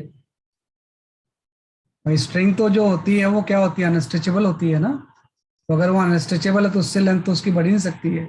भाई ये तो क्या करेगा, ये यू वाला का जो कंपोनेंट होगा ना, इसकी लेंथ बढ़ा तो सकता है स्ट्रिंग की, तो ये वेलोसिटी तुरंत यू साइन 60 से 0 हो जाएगी, है ना। तो यू साइन कॉस 60 से 0 हो गई, and this will remain unchanged, this will remain unchanged. इसमें कोई चेंज नहीं आएगा क्योंकि जो भी इंपल्स लग रहा है वो इस वेलोसिटी के परपेंडिकुलर है। जर्क लगेगा मतलब इंपल्स स्ट्रिंग के अलोंग लगेगा ना, तो इस इंपल्स ने इसकी वेलोसिटी को 0 कर दिया। और ये कितने इंपल्स लगेगा हम निकाल सकते हैं। इंपल्स की वैल्यू आपकी हो जाएगी एम यू कॉस 60। ये पहले इसकी मोमेंटम एम यू कॉस 60 था, अब 0 हो गया, तो चेंज इन मोमेंटम में तो इंपल्स होता है। तो अगर आपसे पूछे कि ड्यूरिंग जब ये जर्क लग रहा था तो कितना इंपल्स लग रहा था, तो ये आपका M U cos 60 means M U by 2 हो जाएगा। हालांकि इसके क्वेश्चन से कोई मतलब नहीं है ना। अब ये 0 हो गया और ये अनचेंज रहेगा, है ना। ये चीज क्या रहेगी, इसलिए आपकी अनचेंज रहेगी। तो आफ्टर जर्क इसके पास ये वाली वेलोसिटी तो होगी नहीं, सिर्फ यही वेलोसिटी होगी ये वाली। तो अगर ये वेलोसिटी होगी तो फर्दर इसका मोशन कैसा होगा, आपको पता है इस वेलोसिटी की वजह से ये इस तरह से पाथ फॉलो करेगा, और कर पाथ फॉलो करके यहाँ पहुंच जाएगा ऐसे, है ना। तो उसके बाद जो इसका पाथ होगा this will B A curve path, और कर्व पाथ करके यहाँ पे पहुंच जाएगा। ये इसकी लोएस्ट पोजीशन हो जाएगी ना। लोएस्ट पोजीशन में यू साइन 60 थोड़ी होगी, बल्कि और नीचे जाएगा, ये सर्कुलर पाथ फॉलो करके यहाँ पहुंचेगा। तो पूछ रहा है यहाँ वेलोसिटी कितनी होगी इसकी, इस जगह पे, है ना। तो आप देखो पहले क्या हो गया, फ्री फॉल होके इसने यहाँ पे यू गेन कर लिया, यू आपने निकाल लिया। आपने बोला जर्क लगा, जर्क ने क्या किया, इस इंपल्स ने इसके कंपोनेंट को इतना से 0 कर दिया, तो अब इसके बाद सिर्फ यही बच गया। इसकी वजह से कर्व पाथ फॉलो करके यहाँ पहुंच गया। ये वी कितनी होगी, और वी हम निकाल लेंगे किससे, वर्क एनर्जी थ्योरम से, कि भाई इस पोजीशन से इस पोजीशन तक आने में वेट ने कुछ वर्क कर दिया ना, इतने अमाउंट का। ये एंगल 60 डिग्री है, तो ये जो गैप होगा ये आपका L माइनस एल कॉस 60 हो जाएगा। तो work done by the weight हो जाएगा mg into L minus L cos 60। और ये वर्क क्या करेगा, काइनेटिक एनर्जी को चेंज कर देगा। तो फाइनल काइनेटिक एनर्जी तो मुझे निकालना है। इनिशियल काइनेटिक एनर्जी कितनी हो जाएगी, half m into you square, तो यू साइन 60 का स्क्वायर आ जाएगा। है ना, क्यू साइन 60 का क्या हो जाएगा, स्क्वायर हो जाएगा। अब इसको सॉल्व करके आप भी निकाल लो कितना, और आपका आंसर देखो, वैल्यूज बाद में पुट करना, पहले तो एल के टर्म्स में ही निकाल लो कितना आ रहा है ना। यहाँ पे वेट ने इतना वर्क किया यहाँ से यहाँ तक आने में, equal to change in kinetic energy आ गया। ये तो आपका M G L by two ही हो जाएगा, ये आपका हाफ एम वी स्क्वायर है, हाफ एम यू स्क्वायर है ना, इंटू साइन 60 का स्क्वायर, मीन्स यहाँ पे 3/2 3/4 आ गया। अब इसमें जो टर्म कैंसिल हो रहे हैं तो कैंसिल कर दो और v की वैल्यू कैलकुलेट कर लो, देखो कितनी आ रही है, बताओ मुझे जरा आंसर। ये एक बहुत ही क्रिटिकल क्वेश्चन है, वेरी इंपॉर्टेंट क्वेश्चन। वो जर्क की स्टोरी बड़ी इंपॉर्टेंट होती है।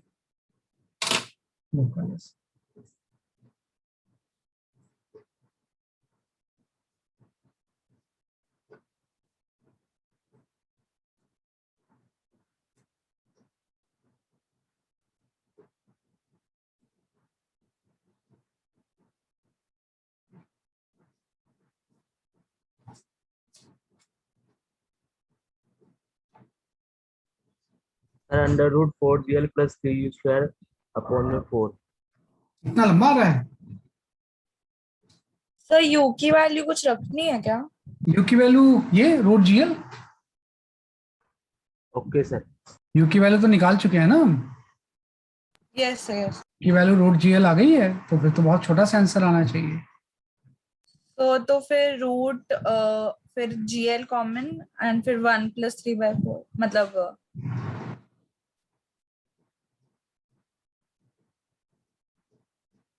वी बताना है कितना होगा लोएस्ट पॉइंट पे स्पीड इसकी, रूट जीएल तो कॉमन होगा। Root 8 GL. अच्छा, अंडर रूट में पूरा 8 आ जाएगा ऐसा, भाई ठीक से देखो root 2 GL, sorry sir, root 2 GL sorry. आएगा। अरे हाँ, आयशा ने भी बताया है, आपने भी बताया है, रूट 2 जीएल आ रहा है, बड़ा अच्छा आ रहा है यार आंसर। तो v इक्वल टू आपका अंडर रूट ऑफ 2 जीएल आ गया, ये लोएस्ट पॉइंट पे स्पीड हो जाएगी। हाँ, तो चेक कर लो फिर से, कहीं कोई कैलकुलेशन मिस्टेक्स तो नहीं हो रही है।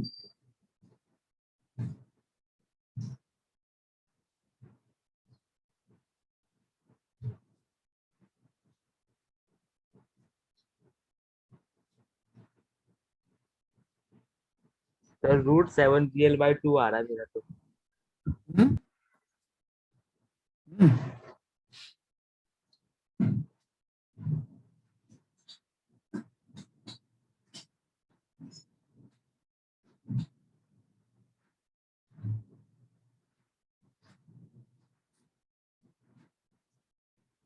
7 वाला सही होगा मुझे लगता यस सर। है ना, 7 वाला सही होगा, क्योंकि शुरू में एक डाटा दिया हुआ था ना, 7/2 आ रहा है ऐसा। Yes sir. हाँ, क्योंकि शुरू में एक लेंथ का डाटा दिया हुआ था, आप देखो लेंथ का वैल्यू इसने दिया था 32/35 मीटर, है ना। तो इसमें पुट करके देखो फाइनल आंसर क्या आ रहा है। इसने स्ट्रिंग की लेंथ दी हुई थी 32/35 मीटर।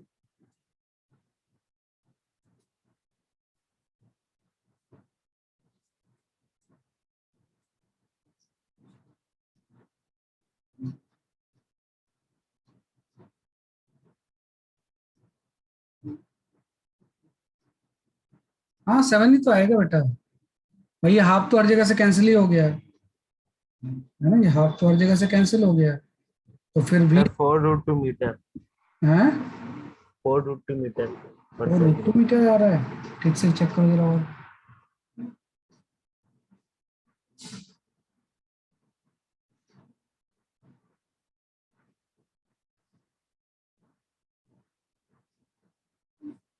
भाई वी स्क्वायर की वैल्यू यहाँ से कितनी आ जाएगी, आप चेक करो, वो तो जीएल ही है ना, तो ये आपका हो जाएगा, आपका इधर जाके ऐड हो जाएगा, है ना।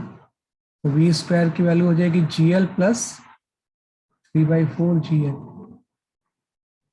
मतलब 7 GL/4 हो जाएगा ना, तो ये 2 अंडर रूट के बाहर आएगा, है ना, कि 2 अंडर रूट के बाहर आएगा। हाँ हाँ, अंडर रूट ऑफ GL/4 आ जाएगा, सही बात है। Under root of 7 GL by root के अंदर अगर लोगे आप तो ये 4 आ जाएगा ऐसे। ये 4 है। मैं देखो कैलकुलेशन यही था, सामने रखी हुई है। अब इसमें वैल्यूज पुट करके देखो एल की कितना आ रहा है।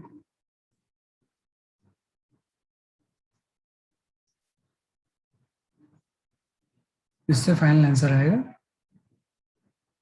Sir 4 metre. हाँ, यही आंसर मेरे पास है। मैं इंटीजर टाइप क्वेश्चन है ना ये, इंटीजर टाइप क्वेश्चन है, सिंगल डिजिट। आ गया आईआईटी का एडवांस का इंटीजर टाइप क्वेश्चन, है ना। 4 मीटर पर सेकंड आ जाएगा। देखो इसमें अब तक जो भी हमने पढ़ा ना, सब कुछ यूज हो गया, काइनेमेटिक्स से लेके सारा कुछ, है ना। तो ये बड़ी इंपॉर्टेंट चीज थी। उसमें सबसे इंपॉर्टेंट चीज थी ये लाइन, कि भाई स्ट्रिंग के अलॉन्ग वेलोसिटी तो कैंसिल हो जाएगी ना, तो जीरो हो जाएगी, सिर्फ यही बच जाएगा। फिर इससे स्ट्रिंग करके नीचे जाएगा तो लोएस्ट पॉइंट पे इसकी वी कितनी होगी। बाद में क्या होगा वो देखा जाएगा बाद में, ये तो बात की बात है। तो correct answer is the 4 metre per second. ये आपका लोएस्ट पॉइंट पे स्पीड कितनी होगी, है ना। तो इस तरह से हम इसको कर सकते हैं। इज द करेक्ट आंसर, मतलब आप इसमें।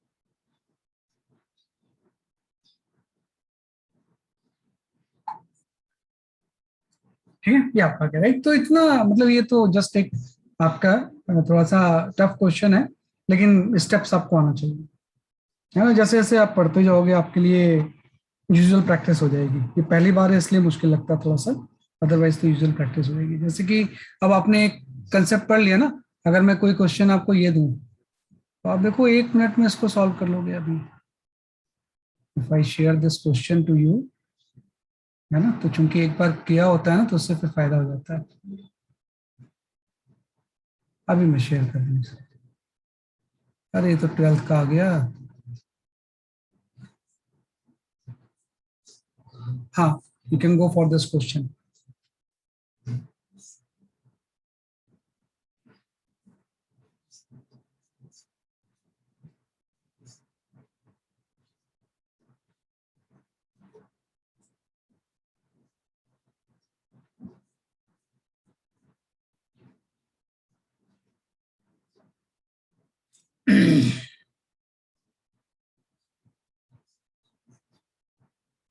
इसमें कोई इम्पल्स उम्पल्स की जरूरत नहीं लगी, ये तो बहुत सिंपल से हो जाएगा।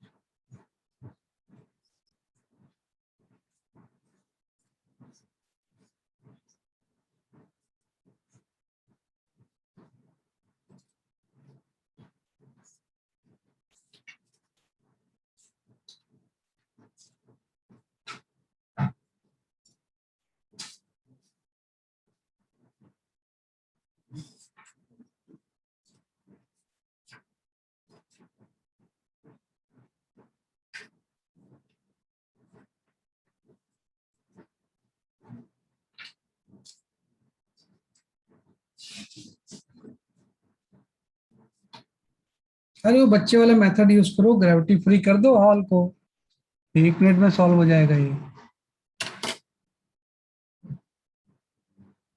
जब कोलाइड करेगा तो अचानक से लार्ज फोर्स लगेगा, उस ड्यूरेशन में इफेक्ट ऑफ ग्रेविटी को हटा दो, 1 मिनट में सॉल्व हो जाएगा ये।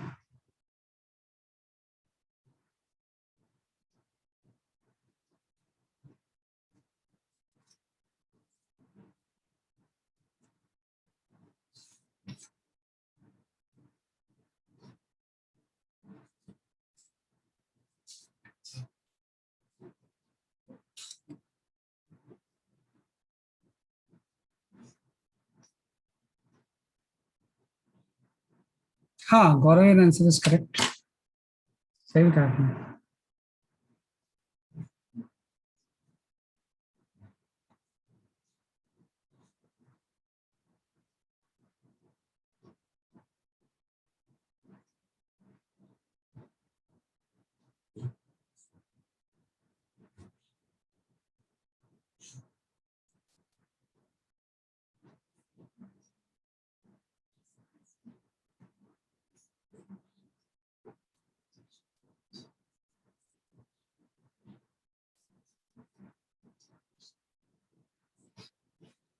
हाँ, नव्य आंसर इज करेक्ट।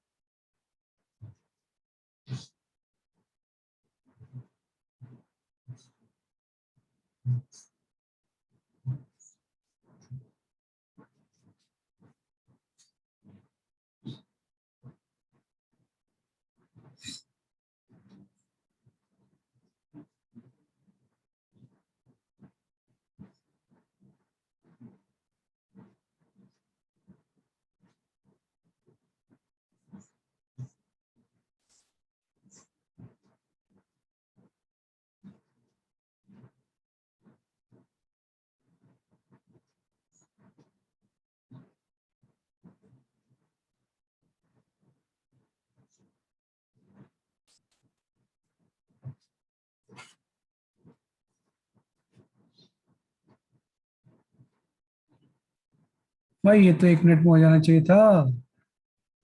भाई ये 20 से जा रहा था, इससे स्टिक कर गया ये जाके, और जैसे स्टिक करेगा तो किसी वी डैश से ही नीचे जाने लगेगा उसे, और जिस वेलोसिटी वी डैश से ये नीचे जाएगा, ये उसी वेलोसिटी वी डैश से ऊपर चला जाएगा। वही तो पूछ रहा है, just after the collision system की वेलोसिटी कितनी होगी, वी डैश पूछ रहा है। बस आप सॉल्व कर लो।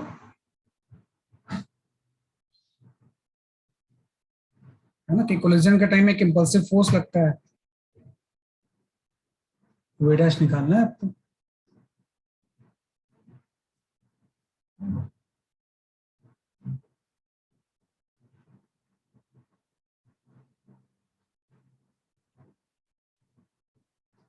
हाँ, रितिका रानी और आंसर इज करेक्ट।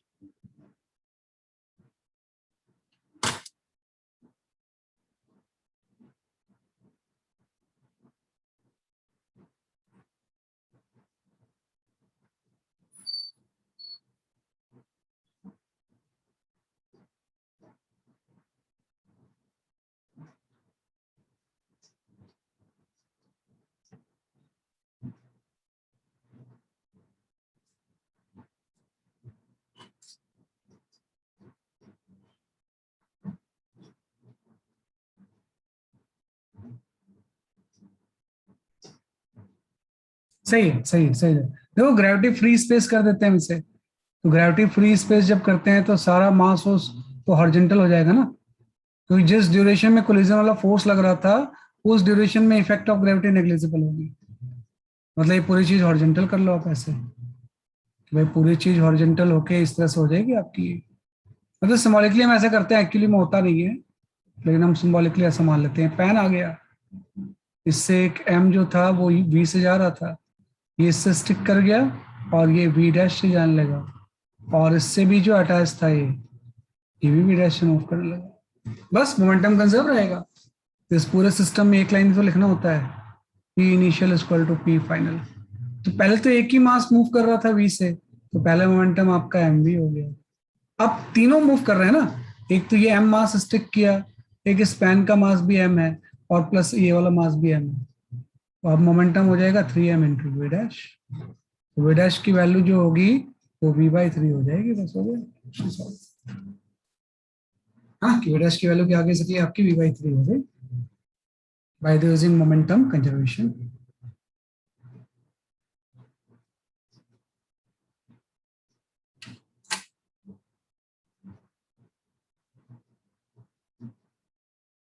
है ना, वैसे हम कर सकते हैं। तो वी डैश की वैल्यू v/3 आ जाएगी, कैंसिल। अदरवाइज नहीं तो फिर वो इम्पल्स वगैरह यूज करना पड़ता है मेरे को, कि यहाँ पे एक इम्पल्स लगा, उसने इसके मोमेंटम को चेंज कर दिया, है ना। सेम इम्पल्स यहाँ लगा, उसने इसके मोमेंटम को चेंज कर दिया।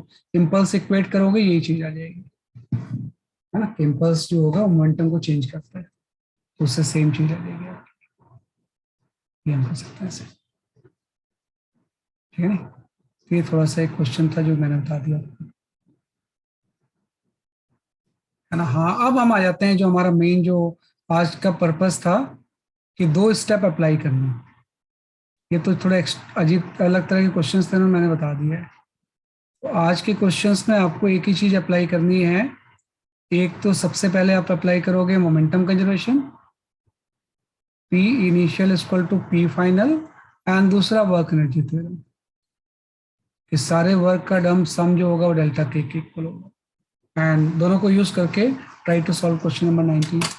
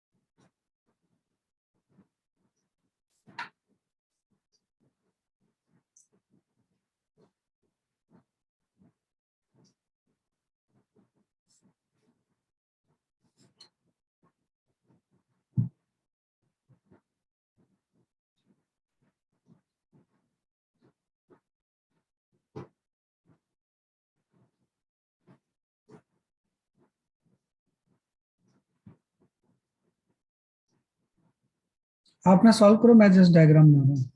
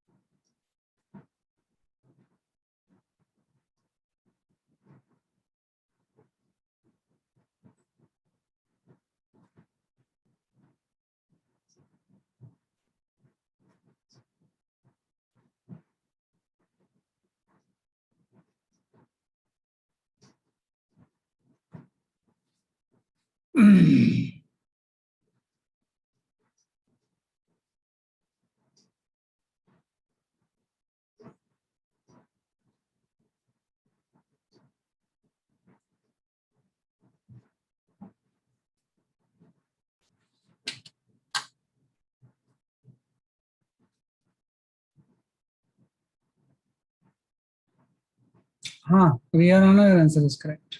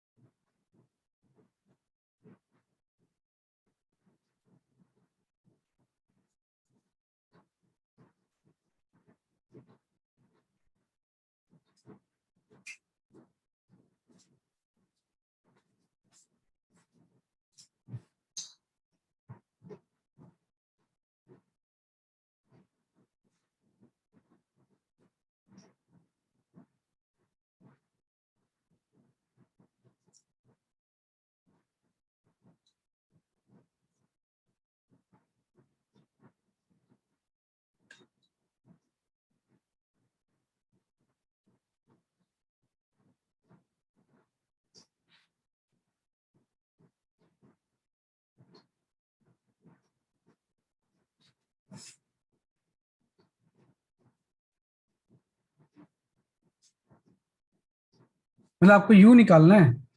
अच्छा, इसने वी यूज किया उसके लिए, कोई बात नहीं, आप इसको फिर वी लिख दो। मैंने यू लिखा है, इसने वी लिखा है, तो वी लिख दो। ये वी हो गया तो ये वी डैश ले लो आप इसे। वी निकालना है बिफोर द कोलिजन कितना हो। आके स्ट्राइक किया, एम्बेड हुआ, ऊपर चला गया, तो कितनी स्पीड से आके स्ट्राइक किया होगा।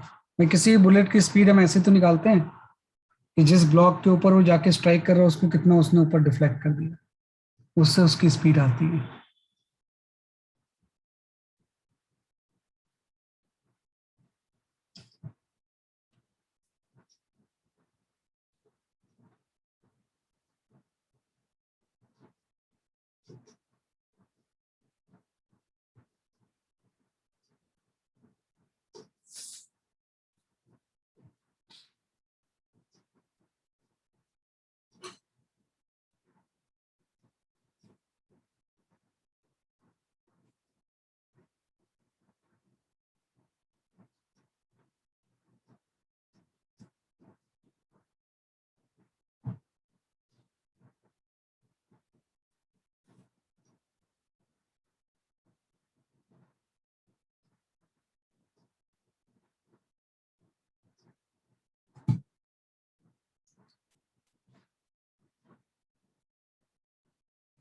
ठीक है, चलो मैं एक्सप्लेन करता हूँ। देखो क्या है कि सबसे पहले तो हम क्या करेंगे इस क्वेश्चन में ना, कि ये एम मास का बुलेट किसी वी से आया, एम्बेड हुआ, और कंबाइंड दोनों का मास वी डैश से मूव कर गया। तो पहले तो हम सिर्फ इसकी बात करेंगे कि अगर मैं इस पूरे को सिस्टम ले लूं, कोई एक्सटर्नल फोर्स तो आई नहीं। अरे ये कौन सा क्वेश्चन आ गया यार।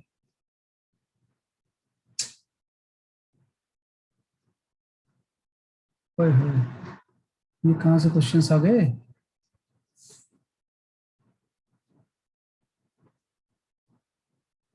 हाँ भाई, कंबाइंड पूरे सिस्टम में कोई एक्सटर्नल फोर्स तो आई नहीं, तो मोमेंटम कंजर्व रहेगा। तो पहले तो आप मोमेंटम कंजर्वेशन लगा लो। आप लिख लो एम वी, पहले मोमेंटम था।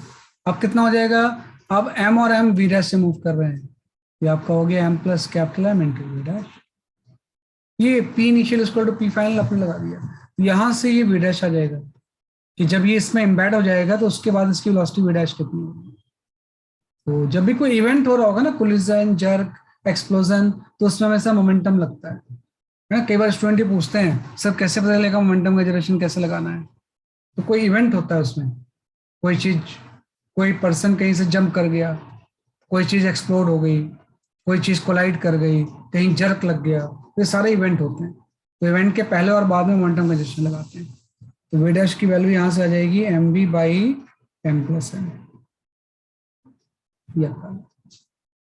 हाँ, लेकिन इससे आपको फायदा नहीं हुआ ना, क्योंकि आपको वी और एक वी डैश भी तो अननोन ही है, आपको तो एच के टर्म्स में निकालना है। तो मैं आप लगा दूंगा वर्क एनर्जी थ्योरम। जब ये कंबाइंड सिस्टम यहाँ से यहाँ तक मूव किया तो वेट ने कुछ वर्क किया ना, वेट ने कितना वर्क किया। अब मास m प्लस एम हो गया, ये ध्यान रखना, और वेट ने वर्क कर दिया एम जी एच। और चूंकि वेट डाउनवर्ड लगता है, एच ऊपर है, इसलिए वर्क जो होगा, ये मैंने वर्क एनर्जी थ्योरम को शॉर्ट फॉर्म में डब्ल्यू ई टी लिखता हूँ मैं, है कि W E T in short form में लिखता हूँ इसे। ये वर्क डन माइनस हो गया equal to change in kinetic energy. आपको पता है जब मैक्सिमम हाइट पे होगा तब तो उस टाइम इसकी स्पीड जीरो हो जाएगी ना, तो फाइनल काइनेटिक एनर्जी तो जीरो हो गई। इनिशियल यहाँ पे कितनी थी, minus half M plus capital M into V dash square. ये बस स्टेप हो जाएंगे कि भाई मोमेंटम कंजर्वेशन से वी डैश की वैल्यू आ गई, उसके बाद फिर फाइनल जीरो हो जाएगा ये। तो वर्क डन नेगेटिव होगा equal to change in kinetic energy, actually minus minus cancel हो जाएगा। अब बस आप यहाँ से ये वी डैश की जो वैल्यू है इसको आप इस जगह पे सब्स्टिट्यूट कर दो, तो v की वैल्यू आ जाएगी, कितनी होगी, है ना, चेक कर लो कितना रखा। इनफैक्ट ये वाला टर्म तो यहीं पे कैंसिल हो गया, है ना। m प्लस एम तो दोनों जगह से माइनस साइन, और m प्लस एम तो कैंसिल ही हो जाएगा। तो इससे आप देखो v की वैल्यू कितनी आ रही है, तो इसलिए आपका आंसर आ जाएगा, है ना, एक लाइन में एकदम। तो अब बताओ क्या मैच कर रहा है आंसर। इसमें कई बार जैसे अभी v पूछा हुआ है, किसी क्वेश्चन में v दिया होगा तो h पूछेंगे, किसी क्वेश्चन में ये एंगल पूछते हैं कितने से रिफ्लेक्ट होगा। क्वेश्चन का नेचर सेम ही रहता है, कभी h पूछते हैं, कभी थीटा पूछते हैं, कभी v पूछते हैं, है ना।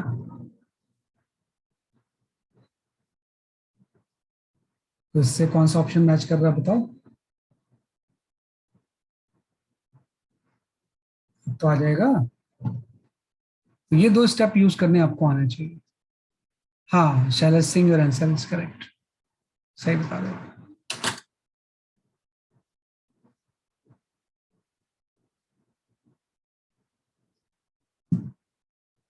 ठीक है ना, ये आप करेंगे इस तरह से। वही मैंने बोला है कि एक फर्स्ट स्टेप मोमेंटम, मतलब वर्क एनर्जी चैप्टर में खाली हम इसी को यूज करते थे, अब इस चैप्टर में आके एक और एक्स्ट्रा आ गया, भाई P initial equal to P final भी लगाना पड़ेगा आपको। हाँ, 90 सही आपका आंसर, ठीक है ना। तो उसके according C option is correct, है ना। सी फॉर कॉल जो आंसर होगा वो आपका आंसर सही आ जाएगा, है ना। तो थोड़ा सा धीरे धीरे प्रैक्टिस करेंगे तो आ जाएगा आपका एग्जाम में।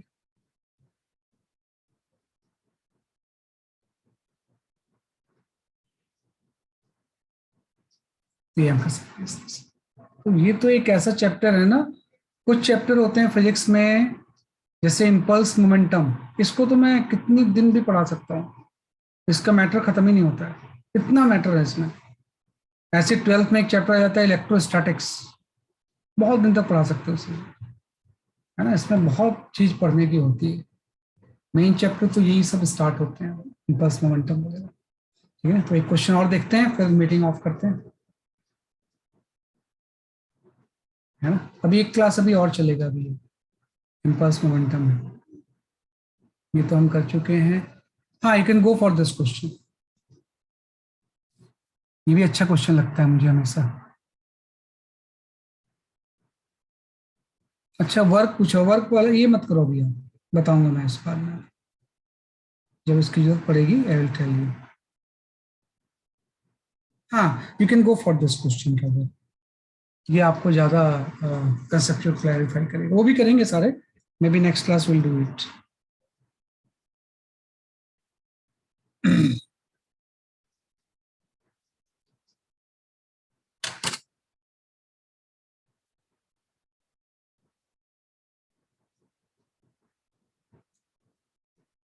वो हाईएस्ट पॉइंट है। Highest point eight highest point, height लिखा हुआ है, हाईएस्ट पॉइंट है।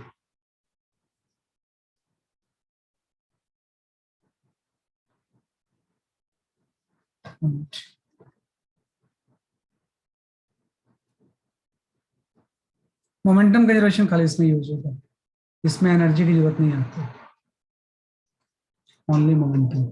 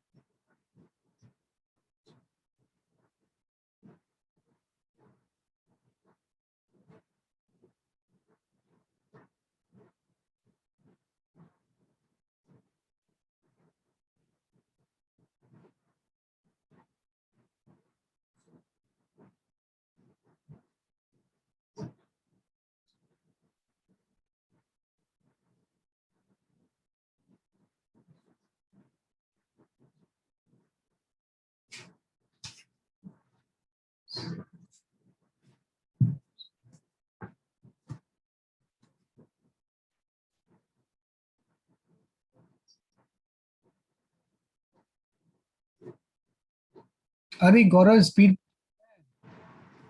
और ये आपने सिर्फ एक कंपोनेंट बताया है, ये आपका सही आया आंसर, ही गलत नहीं है आंसर ही, लेकिन सिर्फ ये हॉरिजॉन्टल कंपोनेंट है, वर्टिकल भी तो होगा, और स्पीड इनका रिजल्टेंट हो जाएगी। आपने हॉरिजॉन्टल कंपोनेंट बिल्कुल सही निकाला।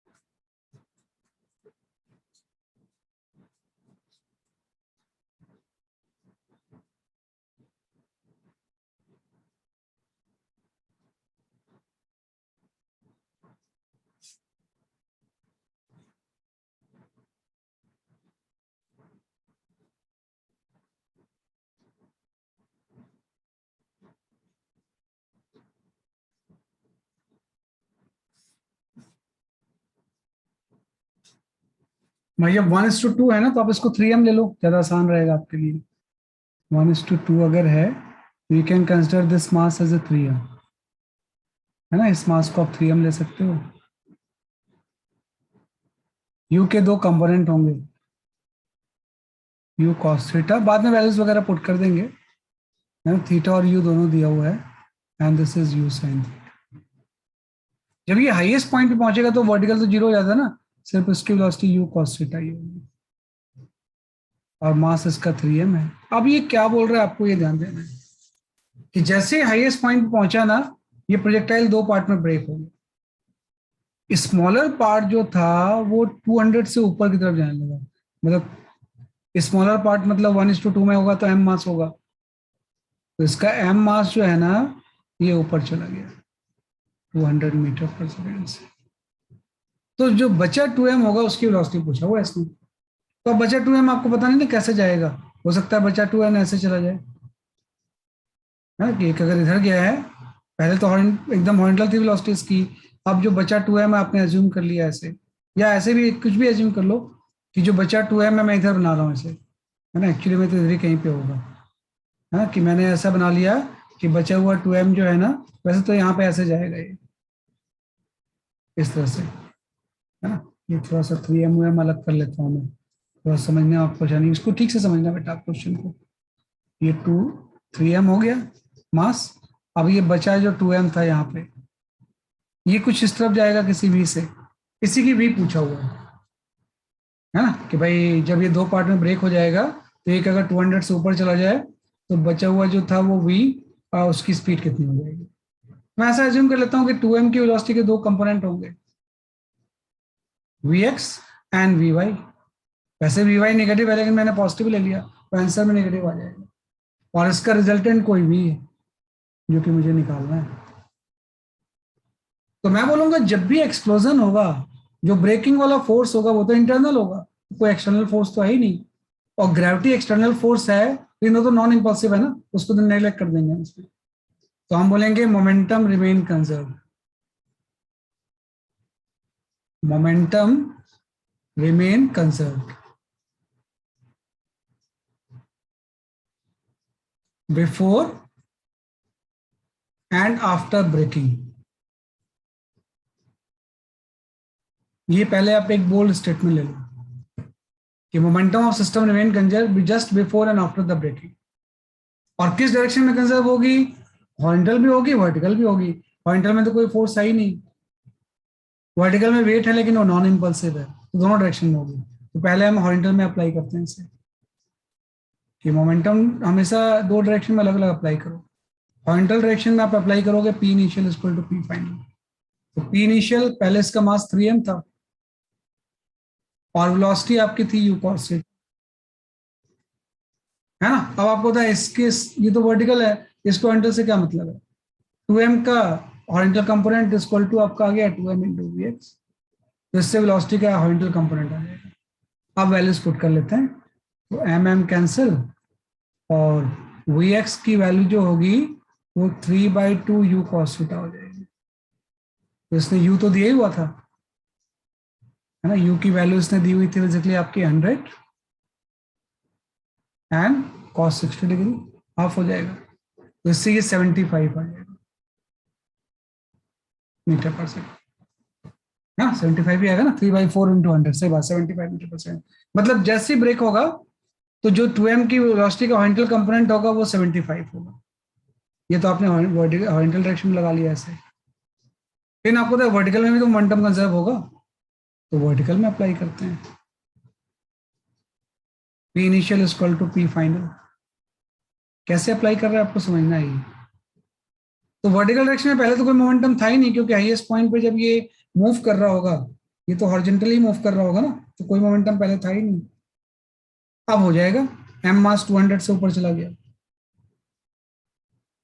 और 2m मास की वेलोसिटी vx हो गई, प्लस 2m इंटू vx आ गया, है ना, कि 2m इंटू क्या आ गया जैसे कि आपका vx आ गया, तो यहाँ से vx की वैल्यू भी आ गई, है ना। सही कर रहे हैं क्या हम इसमें, थोड़ा देखें दो भाई, m मास 200 से चला गया और 2m मास की, सॉरी vy, ये वेलोसिटी इसकी कितनी हो जाएगी, वी वाई हो जाएगी, बाकी तो कुछ होगा ही नहीं। तो यहाँ से वी वाई की वैल्यू आ गई, है ना। वी वाई कितना आ जाएगा, आप देखो ये तो कैंसिल ही हो गया, वी वाई आपका 100 मीटर पर सेकेंड माइनस, है ना, कि जो वी वाई होगा वो 100 माइनस आ जाएगा। तो जो आप सोच रहे थे वो सही था, कि हमने डायरेक्शन पहले ही मैंने बोला गलत लिए, वी वाई माइनस इसलिए तो आया है क्योंकि आप तो बोल रहे हो ऊपर जाएगा, एक्चुअली में तो उसके कंपोनेंट नीचे होंगे ना। वी एक्स तो सही है, वी एक्स तो इस तरफ ही होगा, वी वाई जो होगा वो नीचे होगा, तो आंसर में आ गया निगेटिव होगा। हाँ, तो जस्ट आफ्टर द कोलिजन इसका एक्स कंपोनेंट 75 होगा एंड वाई कंपोनेंट जो होगा वो -100 या 100 होगा। तो स्पीड क्या हो जाएगी इसकी, स्पीड की वैल्यू इन दोनों का रिजल्टेंट हो जाएगा, V X square plus V Y square, मतलब ये आपका हो जाएगा 100 स्क्वायर प्लस 75 का स्क्वायर, है ना, कि 100 स्क्वायर प्लस कितना हो जाएगा इसलिए आपका 75 का स्क्वायर, तो कितना हो जाएगा आपका, देखो 100 स्क्वायर प्लस 75 का स्क्वायर। तो इस तरह से आपको उसको अटेंड करना है ना। तो 100 स्क्वायर प्लस 100 स्क्वायर जो होगा वो आपका 125 आ जाएगा, 125 is the correct answer. Sir vertical में मोमेंटम कंजर्व किया। देखो वर्टिकल में स्ट्रिक्टली तो नहीं होना चाहिए क्योंकि वेट लग रहा है, लेकिन मैंने बोला ना वेट एक नॉन इम्पल्सिव फोर्स होता है, और जो ब्रेकिंग वाला फोर्स होगा वो इम्पल्सिव होगा, तो उसके रिस्पेक्ट में नॉन इम्पल्सिव वेट के इफेक्ट को उस स्मॉल टाइम के लिए हम नेग्लेक्ट कर सकते हैं। तो अगर वेट नेग्लेक्ट कर लेंगे तो वर्टिकल डायरेक्शन में भी कोई एक्सटर्नल फोर्स नहीं है, तो अगर एक्सटर्नल फोर्स नहीं तो आप देखो जब कोई भी चीज हाईएस्ट पॉइंट पे होती है वो हॉरिजॉन्टल होती है ना, ऐसे हाईएस्ट पॉइंट पे, तो वर्टिकल मोमेंटम तो पहले कुछ था ही नहीं, जीरो था। अब इसका कितना हो गया, m इंटू 200 हो गया, तो अब से पहले जीरो था तो अभी भी जीरो होगा ना, तो कुछ ना कुछ तो उसको कैंसिल करेगा, तो उसकी 2m वाला y 2m इंटू वाई इसको कैंसिल कर देगा, 2m इंटू वी वाई लिख दिया, वी वाई की वैल्यू -100 आ गई। माइनस का मतलब ये है कि आप यहाँ पे डायरेक्शन गलत बना रहे हो, एक्चुअली में वी वाई नीचे की तरफ होगा, तो अभी सही कि जब एक्सप्लोड होगा एक ऊपर जाएगा तो ये चीज पूरे नीचे जाएगी ऐसे, तो वी एक्स भी आ गया, वी वाई भी आ गया, दोनों का रिजल्टेंट 125 आ गया। सर सेंटर ऑफ मास की वेलोसिटी चेंज होगी। नहीं बिल्कुल चेंज नहीं होगी, सर किस डायरेक्शन में। मतलब ये ऊपर जाता रहेगा और जाके यहाँ पे कहीं पे गिर रहा होगा, ये ऐसे जाएगा कहीं एक्स और वाई दोनों में चेंज नहीं होगी सर। किसी में चेंज नहीं होगी, सेंटर ऑफ मास का पाथ वैसे ही रहेगा, सेंटर ऑफ मास का पाथ जो होगा वो चेंज नहीं होगा, है ना, कि सेंटर ऑफ मास जो का जो पाथ होगा it will not change, centre of मास जैसे पहले था वैसे ही आपका वैसे ही मूव करता रहेगा, centre of mass will move as it is. हाँ एक चीज हो सकता है कि इस डाटा के अकॉर्डिंग कुछ चेंज आ जाए, क्योंकि हमने इसमें वेट के इफेक्ट को उस टाइम के लिए नेग्लेक्ट किया है, तो थोड़ा बहुत डिफरेंस आ सकता है लेकिन वो नेग्लिजिबल होगा, है ना, वेट का अगर कोई इफेक्ट आएगा तो उसको नेग्लेक्ट किया है इस तरह से। तो ये स्टेप होते हैं इसके से हम सॉल्व करते हैं, है ना, हमने कर लिया इसे, है ना। तो आज हमने थोड़ा सा इम्पल्स एंड मोमेंटम का आइडिया लिया, अभी इम्पल्स एंड मोमेंटम कंटिन्यू रहेगा, क्योंकि impulse and momentum and collision जो है ना ये काफी एक इम्पॉर्टेंट एंड सब्सटेंशियल टॉपिक होता है ना, तो इसको थोड़ा सा और अच्छे से पढ़ेंगे अभी हम, एक से एक चीज आएंगी आप देखना अभी इसमें, है ना। That's all for today, bye bye. Thank you, sir. Bye bye bye bye.